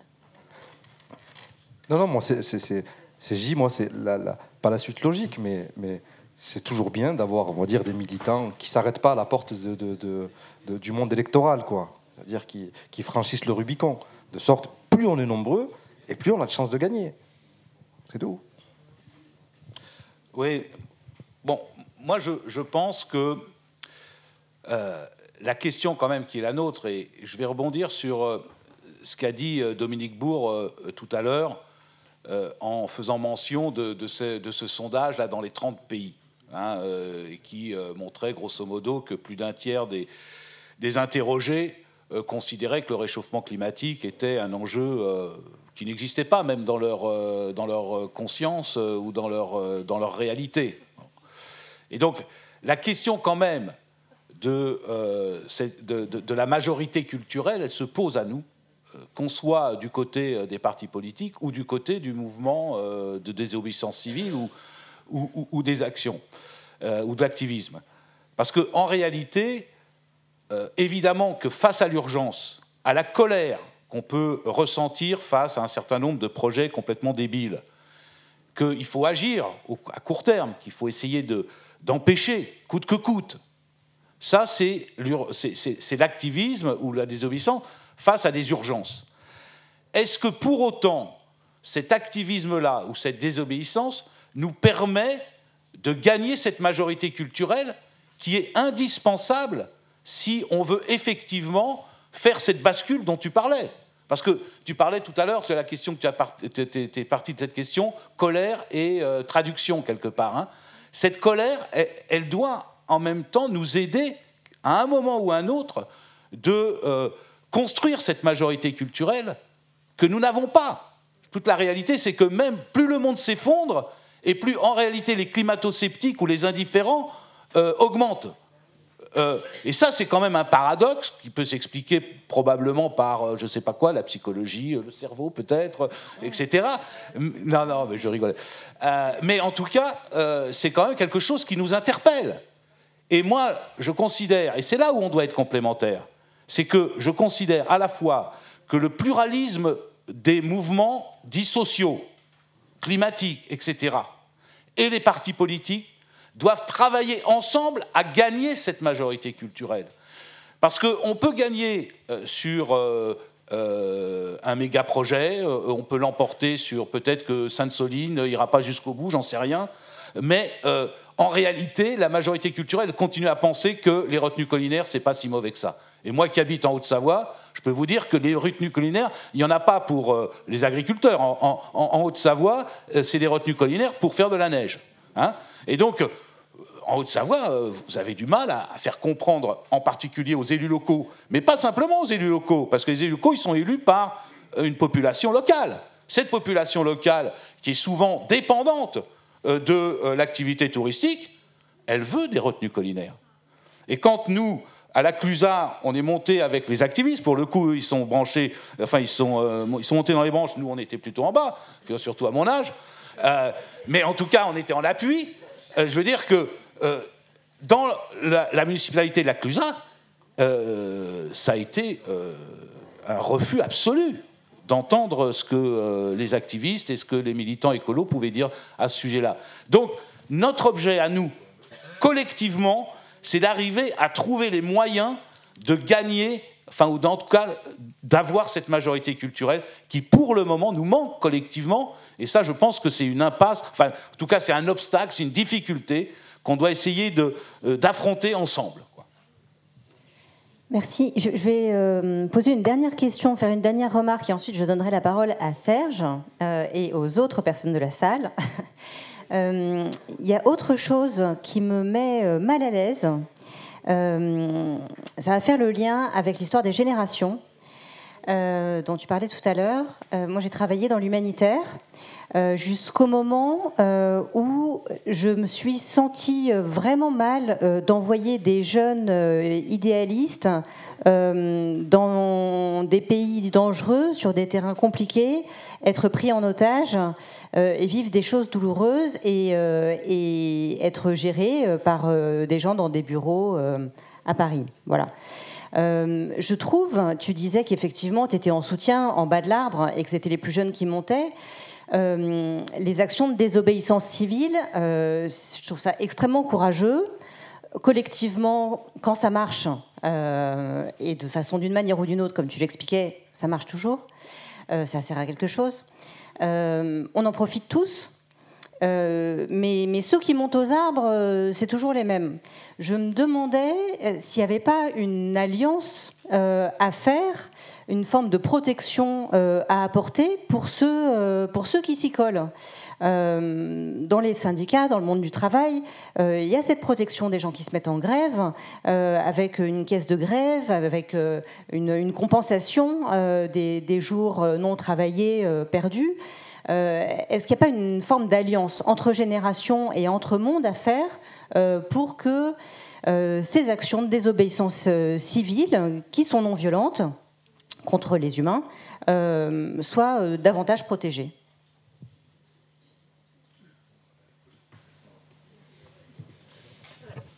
Bah, c'est sûr que ce serait pas mal. Je sais pas. C'est jamais agréable de se prendre des gaz lacrymaux, d'avoir des sons, des souvenirs. Enfin là, moi j'ai une amie qui est rentrée de Sainte-Soline. On a regardé le feu d'artifice du 14 juillet ensemble. Elle a revécu la scène qui est une scène de guerre. Qui va payer son psy? C'est elle. Donc oui, ce serait pas mal. Mais j'ai presque envie d'étendre la question au-delà de ces chocs-là et de ces traumas-là. J'ai envie de dire, ce serait bien, mais en même temps, on sait aussi quand on y va. Enfin, on sait, pas toujours, mais... Moi, j'ai envie d'élargir la question des alliances. Enfin, une des questions, je n'ai pas forcément la réponse, mais c'est une question que je me pose, qui est... là, on parle beaucoup de climat parce qu'on est 3. Mais je trouve qu'entre militants de différentes causes, on est assez peu solidaires. Et je pense que ça... Et notamment, je trouve que le milieu écolo est très peu solidaire des autres mouvements.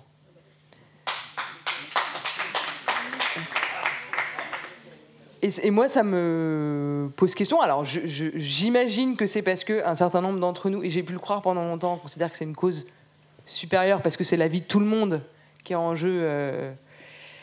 Je ne sais pas à quoi c'est lié, mais moi, ça me pose question. Et je pense que ça a un impact très fort aussi sur, derrière, pourquoi est-ce que l'écologie, culturellement, n'est pas majoritaire. Si on ne s'intéresse pas aux gens qui sont différents, mais on va rester avec des gens qui sont que des bobos de centre-ville qui vont voter pour nous. Aujourd'hui, moi, je trouve ça ahurissant que, côté militant climat, et je me mets dans le lot, mais qu'on ne soit pas capable de se mobiliser pour faire un appel au cessez-le-feu avec ce qui se passe aujourd'hui en Israël et en Palestine. Juste ça. Côté politique, pour le coup, je trouve qu'après avoir fait des énormes conneries, il y a un boulot qui a été fait par la suite. Mais côté militant, pour le coup, et je me mets dans le lot, je trouve qu'on est nul là-dessus.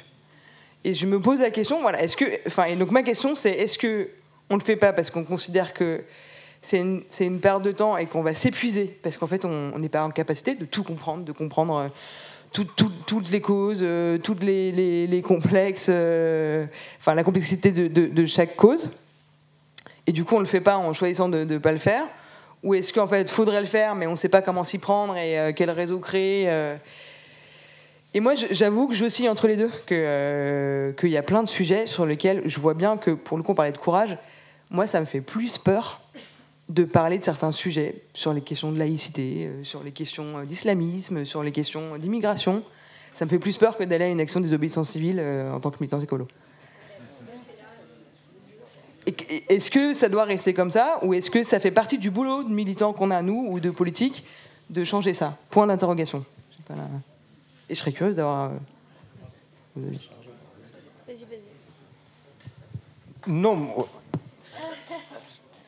Applaudissements. Et je joue au foot et je fais de la désobéissance civile aussi, mais pas en même temps. Et j'ai des amis écolos.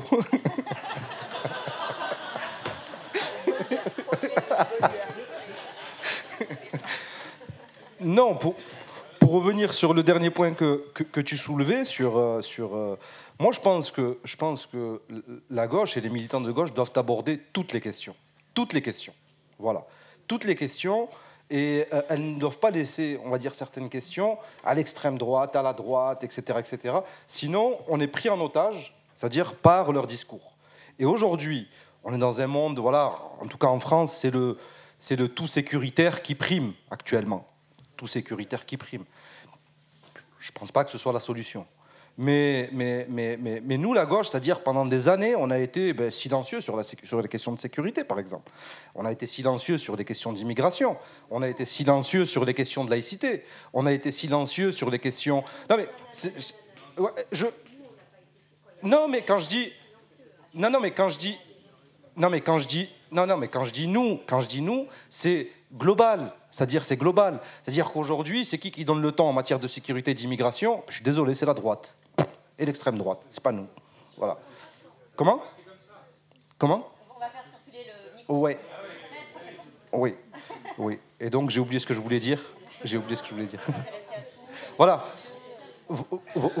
Voilà, et j'ai oublié ce que je voulais dire. Non, mais on va laisser la salle s'exprimer. Je pense que c'est important qu'il y ait ce va-et-vient également et qu'il y ait ce dialogue avec la salle.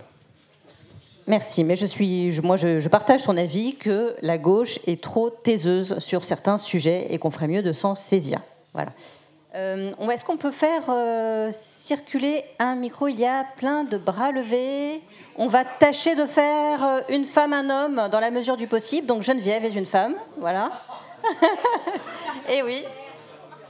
Ça ne va pas être une question, mais ça va être une espèce de témoignage, parce que j'ai vécu tout ce dont vous avez parlé. Après, bon, je me suis peut-être planté royal, hein, mais je vais vous raconter. Et j'ai compté, ça fait 3 minutes, ça va? Allez. J'ai été une élue rebelle. J'étais conseillère municipale à Lyon.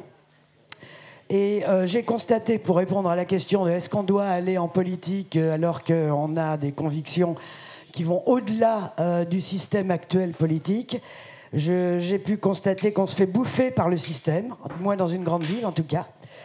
Parce que modifier la démocratie de l'intérieur, c'est pas facile du tout. Surtout quand on pense que la démocratie, c'est pas simplement l'affaire des élus, d'un entre-soi décideur pour tout le monde, mais au contraire que c'est l'affaire de tous les citoyens. Et donc, j'en suis parti. Première question. Enfin, première étape. Deuxième étape, activisme. Je suis cofondatrice, toujours à Lyon, hein, de XR et des Soulèvements de la Terre. On va dire que je suis plutôt une maman, voire même peut-être une grand-mère, parce qu'ils ont tous moins de 30 ans. J'en ai 73. Mais ceci dit, ce que je voulais dire, parce que vous avez parlé de génération, c'est que je me sens dans ma famille, à la fois chez XR, à la fois chez les Soulèvements de la Terre, et qu'on agit ensemble, en se respectant, Alors, par exemple, quand on va faire une occupation, je vais dire quelque part, hein, je ne vais pas dire où, ils me disent, Geneviève, tu vas être contact police ou bien contact média. Mais non, tu ne vas pas te faire attacher. Non. Je sous-entendu, plus rapide, d'accord. Donc, voilà. Et donc, j'ai appris, c'est tout. Hein, j'ai appris 3 choses. Mais encore une fois, ça ne tient peut-être qu'à moi. Hein.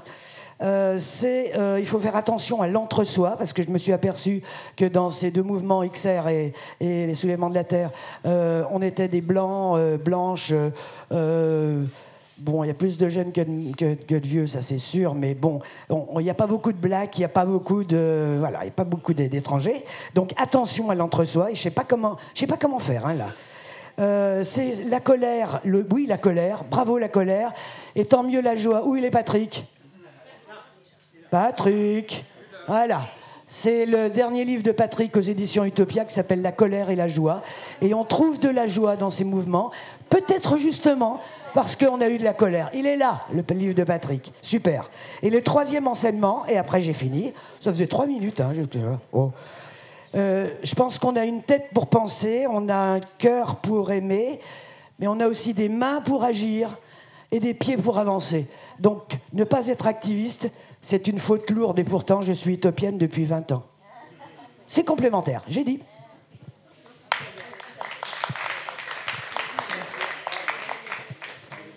Oui, merci Mathilde d'avoir repris à la fin, parce que franchement, j'ai eu peur, parce qu'il n'y en avait que pour l'écologie.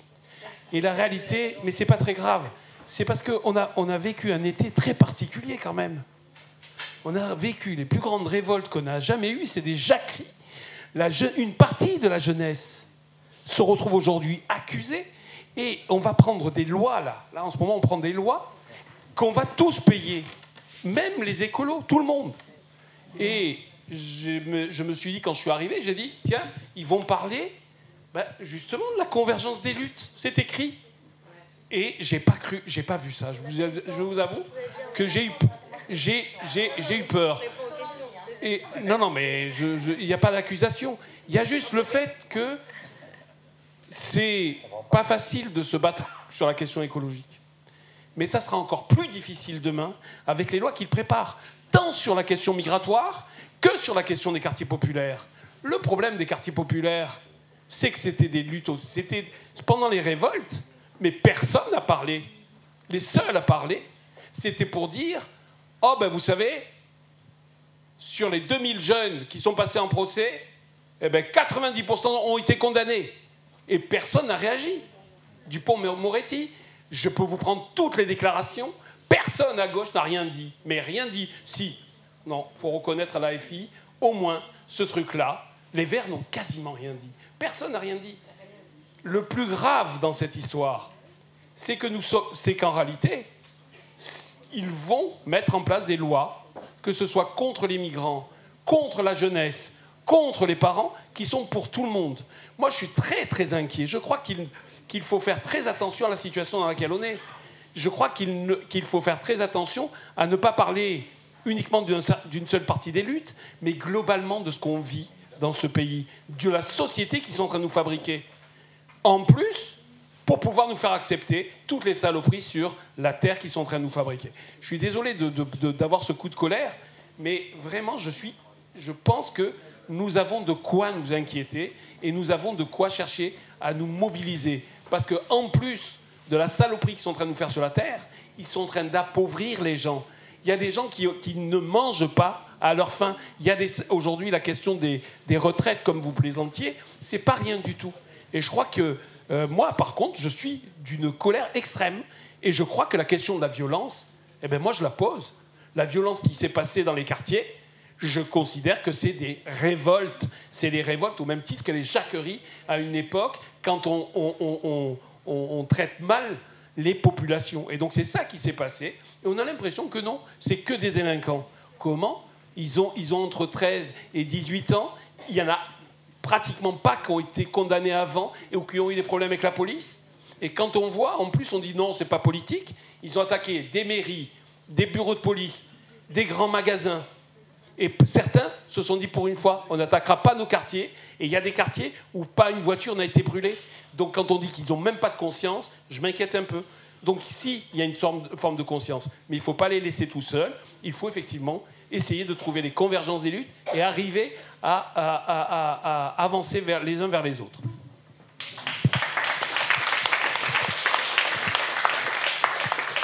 Une troisième, une femme. Donc, bonjour, je m'appelle Serge, je viens de Marseille et je suis noir et je suis écologiste. Et oui, ça existe. Et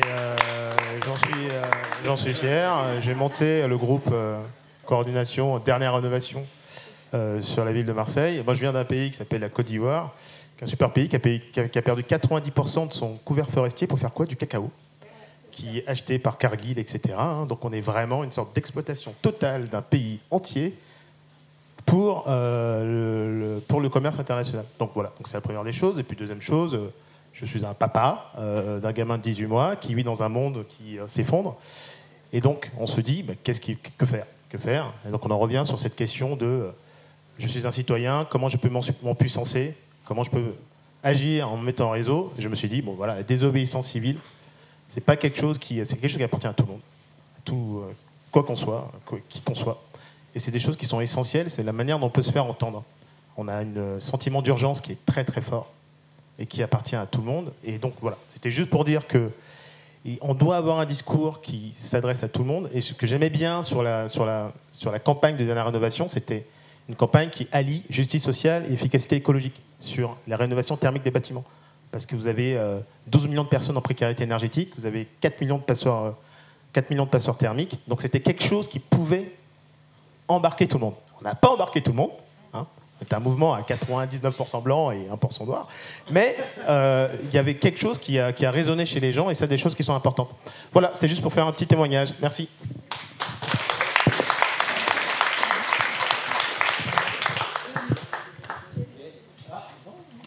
Bon, d'abord, je suis ravie de ce débat, ravie qu'il y ait quelqu'un du Petit Bar qui soit présent dans cette salle.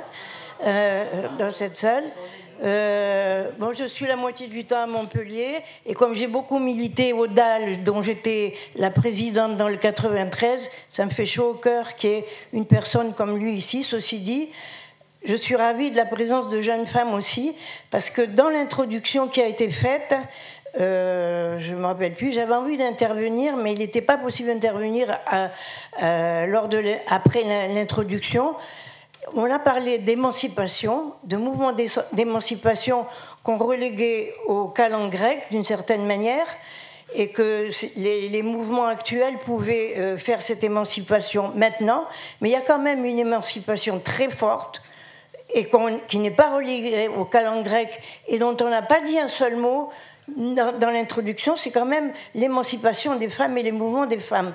Et ça, je crois que c'est une composante importante de notre société et qu'on ne peut pas la gommer. Et je trouve qu'ici, quand même, on ne parle pas assez des questions de féminisme. Je me permets de faire cette remarque. Bon, ceci dit, une autre peut-être critique, c'est bien qu'il y ait ce monsieur qui ait parlé, qui vienne peut-être des quartiers populaires, mais ici c'est un mouvement, disons, intello, où on réfléchit, où on connaît Habermas, etc., où il y a des références, etc.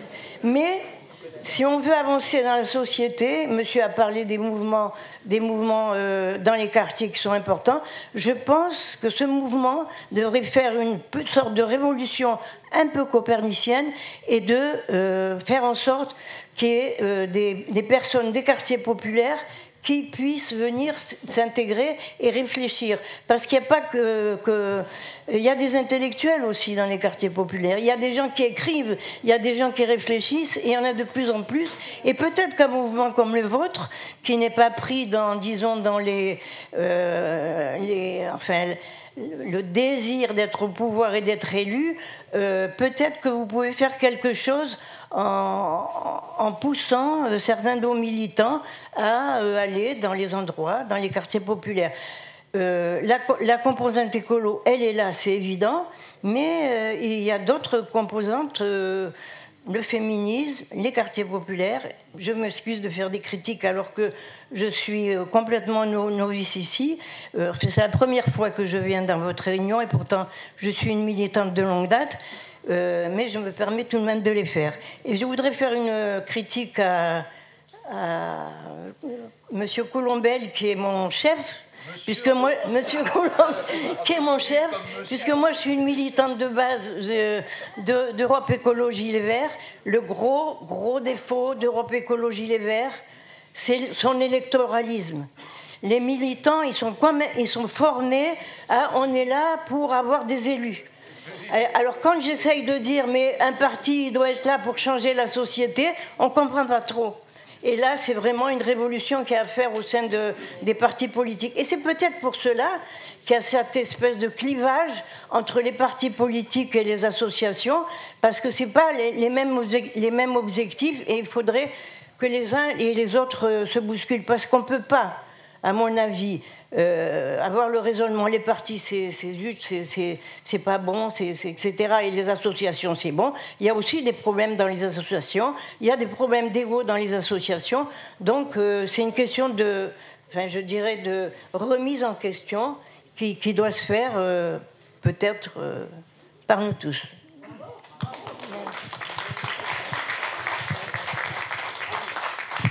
Derrière, Bon, ben, il y a des messages pour Utopia aussi. Oui, désobéissance civile, le thème fut évoqué plusieurs fois. Un peu plus loin, alors. Le thème fut évoqué un peu plus loin. Vous l'avez réglé plus fort, donc il faut l'éloigner vraiment. Il me souvient d'avoir animé plusieurs sessions sur la désobéissance civile, et pas n'importe où, aucune de Larzac. Certains d'entre vous y sont passés, notamment Patrick Vivray, qui est en train de s'endormir, là, un peu là-bas. Mais je me souviens de t'avoir invité, de t'avoir entendu au cul de Larzac il y a quelques années, etc. Quoi. Désobéissance civile, eh oui. Tu te rappelles pas parce que ça fait vraiment un peu longtemps, ça ne rajeunit pas, évidemment. Moi, je m'excuse d'avoir dit attention sur toi, c'était pas le moment. Bon, et le titre, cette formation, on appelait ça une formation à désobéissance civile. Le titre était un peu paradoxal, c'était « Désobéir pour obéir à quoi ?» Leur micro, il marche de temps en temps quand il veut. Hein. Désobéir pour obéir à quoi? Alors c'est une formulation un peu paradoxale. Désobéir pour obéir. Alors, pour expliquer un peu cette formulation paradoxale, j'allais puiser dans l'Antiquité grecque et Antigone. C'est toujours bon, l'Antiquité grecque, on a l'air intelligent et cultivé, donc allons un peu voir dans l'Antiquité grecque. Alors pour simplifier un peu l'histoire d'Antigone, je vais simplifier à outrance, mais il est tard, quoi. Une guerre entre les cités grecques, il se trouve que le frère d'Antigone a un mauvais comportement. Le roi Créon ne veut pas lui donner sépulture. Elle dit à Antigone, tu laisses crever ton frère sur le sol, pas de sépulture. Ça, c'est la loi. C'est le loi Crayon qui dit « n'attends pas ton frère ». Mais Antigone, pour obéir à une loi supérieure, celle des dieux, il faut retirer ton frère, elle désobéit. Ça se termine très mal. Pour connaître la suite de l'histoire, allez regarder sur Wikipédia. Ah, quelque chose de moderne, de l'Antiquité grecque, mais on peut aussi étudier un peu Internet, c'est un paradoxe intéressant. Ce qui veut dire, ben c'est intéressant, bon, je ne peux pas développer ce soir, il est tard, mais désobéir pour obéir à quoi? Si vous désobéissez, posez-vous la question, quelle est la loi qui vous oblige à être hors la loi? Avant de vous endormir, posez-vous la question. Ma question est, si les militants qui ne sont pas des élus interviennent sur ce sujet, qui ne fondent pas leur légitimité par rapport à leur sujet de pratique jusqu'à présent, comment vous pourrez être jugé pertinent? Si des militants climat commencent à faire des prises de parole publiques sur l'intervention, enfin ce qu'a fait le Hamas et autres, est-ce que vous avez une légitimité? Des élus politiques en ont peut-être plus. Voilà, donc c'est une... Bonjour à toutes et à tous. Moi, j'aimerais vous faire un petit témoignage. Je fais partie de la même génération que Camille, la génération climat, qui a pris ses responsabilités, a quitté un certain confort de vie pour aller s'engager dans les quartiers. Il se trouve fatigue que j'ai fait une partie de mon service civique à l'après-m. Et donc, j'ai eu cette expérience d'être quelqu'un qui vient de l'extérieur et qui est confronté à ces questions. Et à essayer de savoir comment est-ce qu'on fait du lien social, comment est-ce qu'on parle de justice sociale, comment est-ce qu'on parle d'écologie, et d'être en permanence confronté à se rendre compte qu'on parle des mêmes questions, mais on a un vocabulaire, une façon de les aborder qui sont mais complètement à côté de la plaque, parce qu'on est dans la stratosphère. On est dans la stratosphère, on parle de grands enjeux de justice sociale, on parle de grands enjeux de limites planétaires, alors que c'est immédiat dans les quartiers. Et il y a différentes échelles qui touchent. Et ce que je me dis, c'est que si on a envie d'embarquer, parce que c'était l'enjeu d'hier, il s'agit d'aller épouser la question de celui ou de celle à qui on s'adresse et à différents enjeux. Comment est-ce qu'on mange? Est-ce qu'on a trop chaud l'été? Est-ce qu'on a trop froid l'hiver? Est-ce que tes enfants sont en bonne santé? Est-ce que tu es en mesure de pouvoir payer ton loyer? Est-ce que ton immeuble est dans des conditions qui sont dignes? Ça, c'est les enjeux sur lesquels il faut qu'on parle avec des mots qui viennent absolument toucher ce que ça implique concrètement dans ces vies-là. Et donc là, on est vraiment sur des échelles de vie terrestre et à la limite sur un territoire. Et quand on va à une échelle un peu plus haute, on est aujourd'hui dans un contexte où il y a un conflit terrible qui est en train de se jouer sur la Méditerranée. Quand on habite à Marseille, on est sur cette même mer. Elle vient déchirer la ville de Marseille, parce qu'à Marseille, il y a une population juive qui est importante, il y a une population musulmane qui est importante, qui sont intimement tiraillés par ce qui est en train de se passer là-bas. Et nous, on parle de justice sociale, on parle de questions de ressources, c'est les mêmes questions. Il y a des bombardements qui sont en jeu, il y a des grandes alliances militaires qui se font sur des questions de ressources dans ces pays là-bas, et on reste dans la stratosphère de notre approche. Et mon ancien coloc, où j'ai été en colocation solidaire, est un Algérien qui vient de la classe moyenne algérienne, qui est venu en France. Il me dit, mais moi, je ne peux pas vous écouter les écolos si vous ne vous mouillez pas sur cette question-là. Parce que si vous ne le faites pas, derrière, votre silence va vous rendre inaudible. Donc c'est ça que j'ai envie de témoigner avec vous. Il faut qu'on y aille.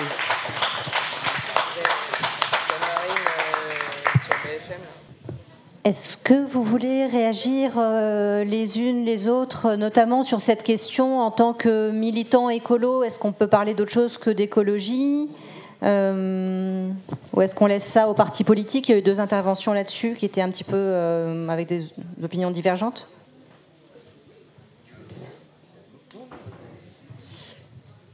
Moi, j'ai posé la question parce que je ne sais plus où est la personne qui a posé la question. Pardon, je ne te voyais pas. J'ai posé la question parce que je ne suis pas sûre de la réponse. Mon intuition, c'est quelque chose qui n'est pas validé par la société, mais mon intuition elle me dit que oui, il faut y aller.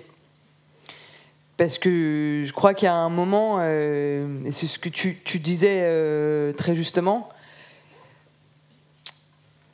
ne serait-ce que, je vais être cynique 2 secondes, ne serait-ce que par stratégie de protection de notre propre mouvement, quand on voit ce que, comment ils l'ont appelé, la charte de la laïcité ou la charte de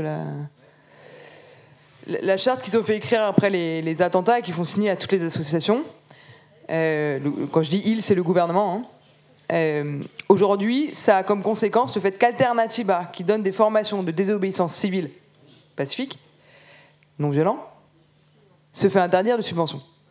Bon, ça c'est mignon, je veux dire. C'est le degré 1.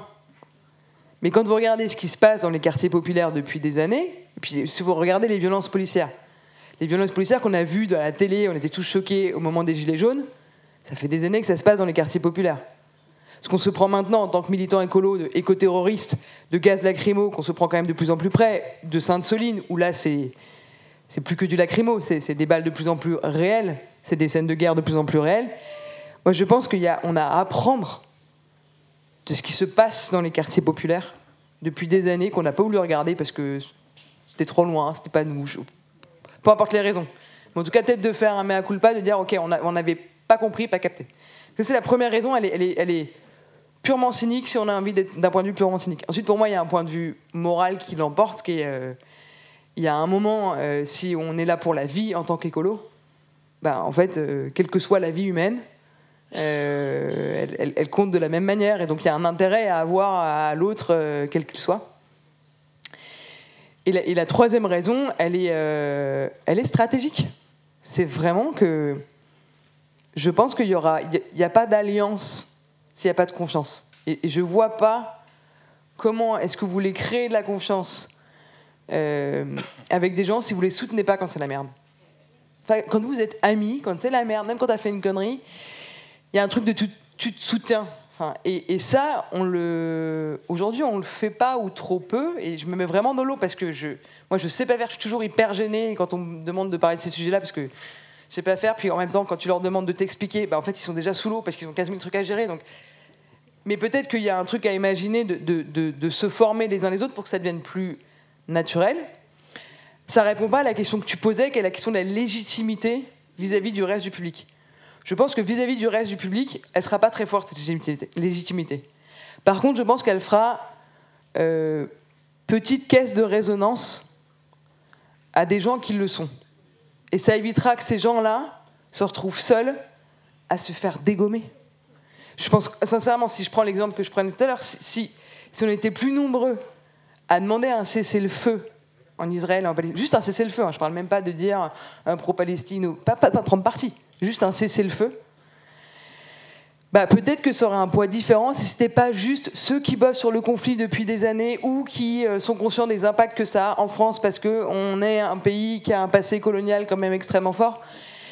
Bah, peut-être que ça changerait concrètement, fortement, la manière dont la France aborde ces questions-là. Et puis, au-delà de ça, c'est des sujets, en fait, peut-être qu'on ne comprend pas, mais qui ont des impacts sur nos luttes. Enfin, ce conflit qui paraît si loin, en fait, il a des impacts sur notre territoire extrêmement importants et qui ne sont pas sans lien, pour moi, avec les questions écolo. Enfin, donc, ça fait beaucoup de raisons qui me font tendre vers un oui, et en même temps, j'ai toujours un peu le même doute que toi mais oui, mais bon, demain... ça va me faire bizarre si Camille poste un truc sur le conflit israélo-palestinien. Et en même temps, quand j'ai vu Cyril Dion le faire, je me suis dit, bah ouais, c'est hyper juste. Et personne n'a regardé le tweet de Cyril. Mais par contre, ceux qui sont dans la merde, bah, ils savent que bah, Cyril, ce jour-là, il était là. Et ça, je pense que ça change la relation de confiance et donc potentiellement la manière dont on lutte collectivement demain.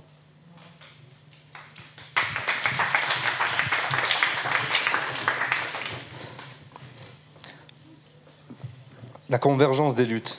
La convergence des luttes, on n'a pas eu le temps d'en parler. Effectivement, je pense que c'est une thématique importante, c'est un point important. Nos anciens, ce qu'ils disaient, c'est-à-dire les acteurs des quartiers populaires actuels, etc., ils disent que ce qui se passe dans les quartiers, dans les banlieues aujourd'hui, c'est que les banlieues sont les laboratoires de la société de demain, en matière de sécuritaire, en matière de liberté individuelle, en matière de rapport police-population, etc., etc.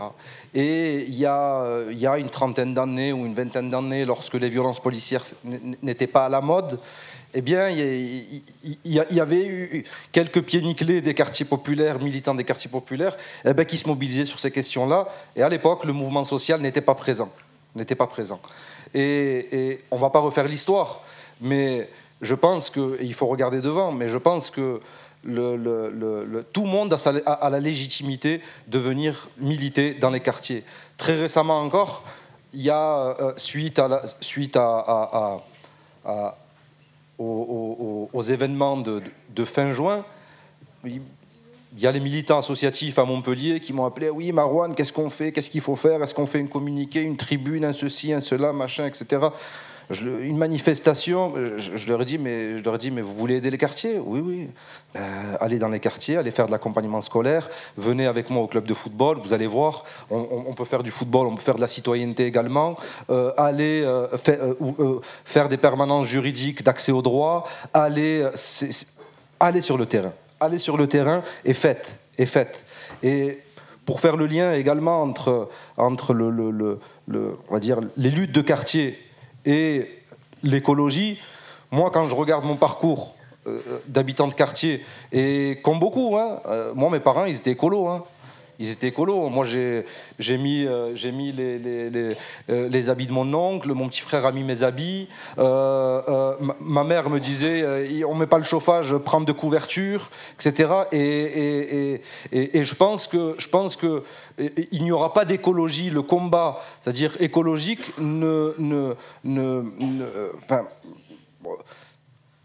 n'aboutira pas si on n'arrive pas à emmener la foule populaire, si on n'arrive pas à faire en sorte à ce qu'émerge une écologie populaire, c'est-à-dire une écologie du quotidien, et pas une écologie punitive. Moi, je suis un automobiliste à Montpellier, et je dis, punaise, mais ils m'emmerdent avec leurs pistes cyclables. Tout en ayant, on va dire, la conviction qu'il faut des pistes cyclables. À Montpellier, on a 3000 immatriculations chaque année. Il faut des pistes cyclables, et c'est comme ça. Il faut que je change mes modes de mobilité. Et je pense que voilà, il y a des liens, mais pour qu'il y ait des liens, il faut qu'il y ait des rencontres. Il faut qu'il y ait des espaces d'échange. C'est ce que je disais en tout début, il faut vulgariser les rapports entre partis, entre militants, etc. Et qu'il y ait davantage de camaraderie. On parlait de camaraderie. Il faut qu'il y ait de la camaraderie. Et pas uniquement... moi, je pense que les militants et les acteurs politiques ici, vous n'avez pas, et je n'ai pas, et nous n'avons pas d'ennemis ou d'adversaires à gauche. Il y a des antagonismes, il y a des petites frictions, mais je pense qu'au fond, nos combats, en fait, on est tellement marginalisés aujourd'hui dans cette classe politique et dans ce monde qui se droitise de plus en plus, que je pense qu'il faut qu'on soit de plus en plus solidaires. Voilà. Il faut qu'on soit de plus en plus solidaires, il faut qu'on organise de plus en plus d'événements, il faut qu'on se voie de plus en plus, il faut aller au cœur des quartiers, il faut aller au cœur des milieux ruraux, il faut aller soutenir les gens localement, là où ils sont. Et voilà, moi je pense qu'il n'y a que comme ça qu'on redonnera espoir, surtout à nos jeunes. Aujourd'hui, les jeunes, on ne peut pas les embarquer dans ces histoires-là. On ne peut pas les embarquer, ils ne veulent pas. Ils ne veulent plus venir. Moi, je dis aux jeunes, mais venez, il y a une manifestation, machin, etc., les retraites. Ils me disent, mais on s'en fout des retraites. On s'en fout. Moi, je vais au cinéma cet après-midi avec ma copine. Voilà. C'est-à-dire que c'est ça aujourd'hui. Et je pense qu'il faut, voilà, il faut essayer de remettre la citoyenneté, de refaire en sorte à ramener les gens dans le giron de l'engagement, parce qu'il y a une crise politique, mais une crise de l'engagement associatif, une crise de l'engagement syndical, une crise de l'engagement, on va dire, de manière globale. Et je pense que c'est le contexte de précarité, de clochardisation de la société qui fait qu'à un moment donné, les gens, ils se disent, moi je veux bouffer. Leur manifestation, c'est bien beau, mais moi j'ai envie de manger. Et leur écologie, c'est bien beau, mais moi, c'est le pouvoir d'achat. Mon pouvoir d'achat, j'en ai pas. Et donc, voilà, il y a une équation difficile à résoudre. Mais je pense que collectivement, et avec le temps, et avec l'ancrage, en créant des rapports de force locaux, c'est-à-dire le rapport de force, il est local, il n'est pas national. Et le rapport de force national, c'est-à-dire c'est la somme des rapports de force locaux. Et donc, je pense qu'on doit être fort là où on est. Si on veut faire la révolution, on veut changer le monde, change le monde là où on est, chez nous.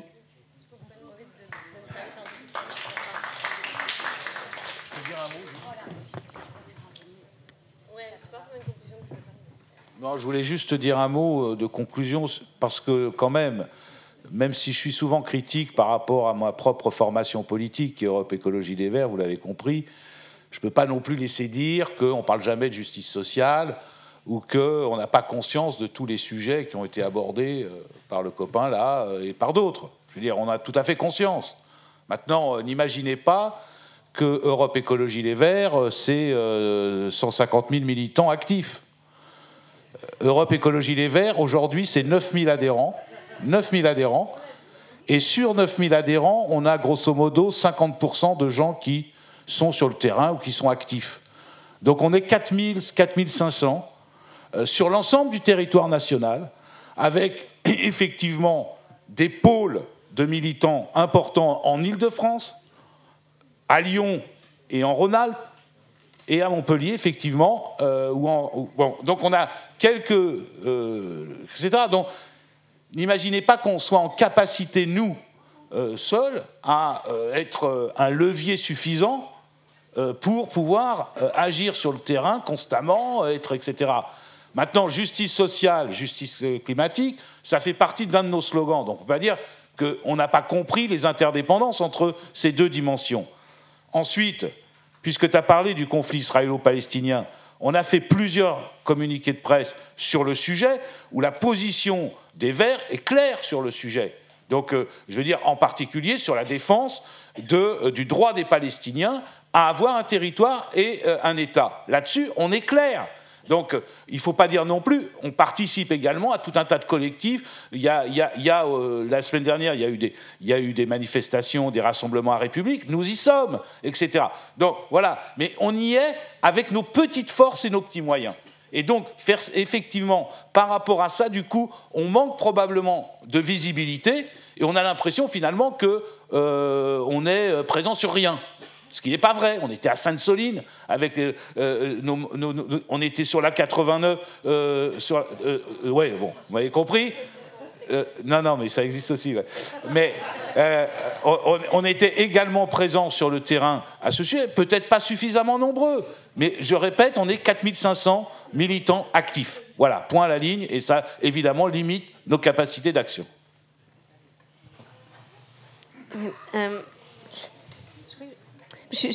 J'entends totalement ce que vous dites et je partage intellectuellement beaucoup. Il y a un truc un peu qui me dérange. J'ai partagé un appel au cessez-le-feu et pour autant, alors que je parle du point de vue de quelqu'un qui sait comment la médiatisation, les réseaux sociaux peuvent être un outil puissant, mais je crois quand même que la politique se fait pas sur Twitter. Et que donc, c'est un peu facile de tout attendre. En fait, ce serait presque pour moi plus simple de dire, en effet, je passe mes journées à juste partager des posts et à faire ces trucs-là. Et non, mais parce qu'en fait, c'est ça qu'on attendait un peu des gens, c'est dire vous n'avez pas parlé, vous n'avez pas fait cette chose-là.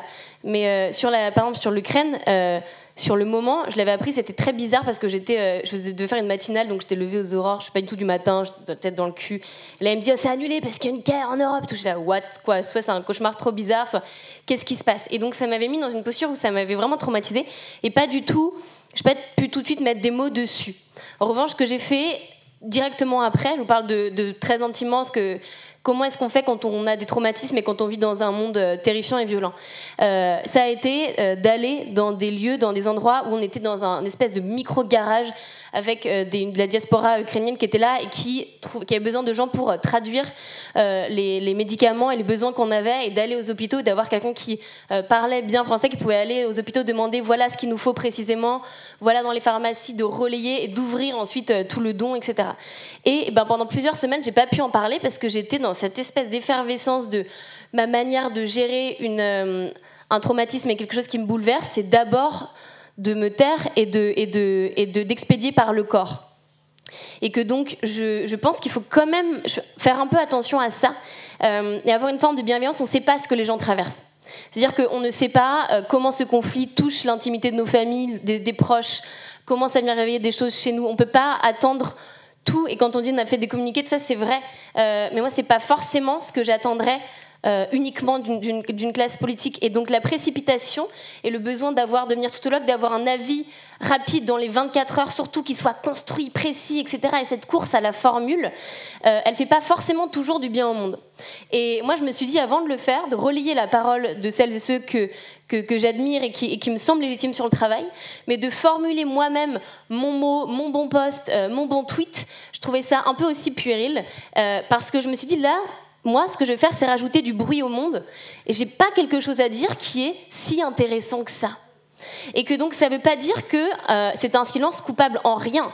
Et en effet, il faut être capable d'aller sur toutes ces luttes, non pas parce qu'elles sont annexes à côté, qu'on veut juste cocher des cases, mais parce qu'elles ont la même racine.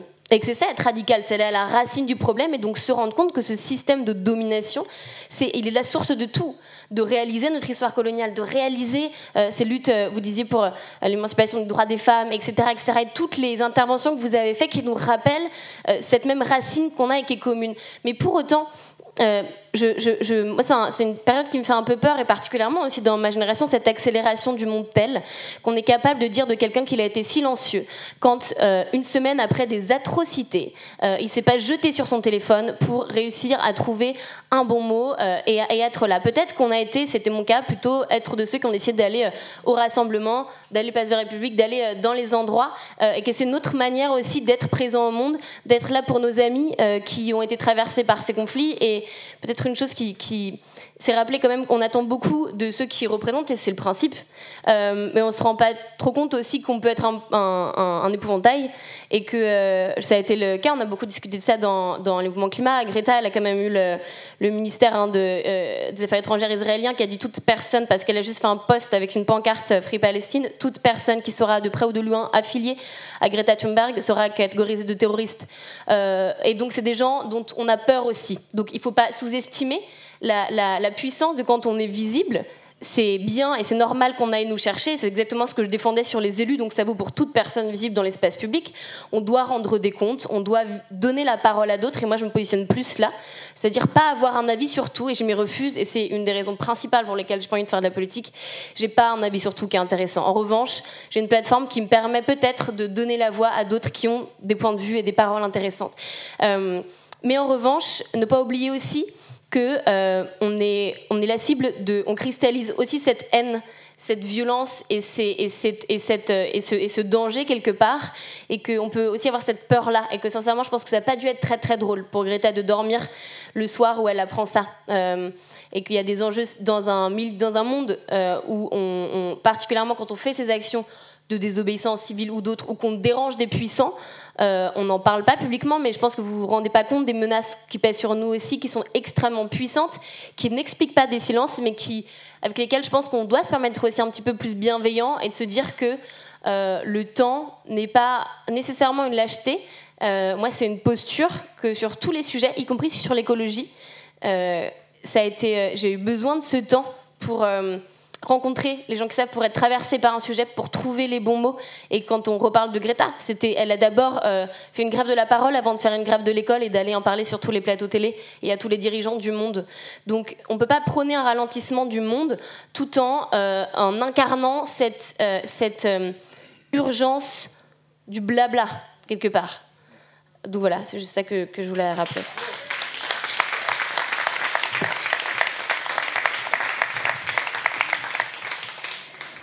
Merci beaucoup à tous les quatre. Je vois que c'était vraiment passionnant ce soir. Merci aux interventions dans la salle. C'est vrai, Michel a raison, on a encore du travail à faire chez Utopia sur notamment le féminisme et la question des quartiers populaires, mais il n'y a pas toujours autant de femmes et autant de personnes issues des quartiers populaires sur le podium. Donc on progresse, voilà, et on continuera à l'avenir.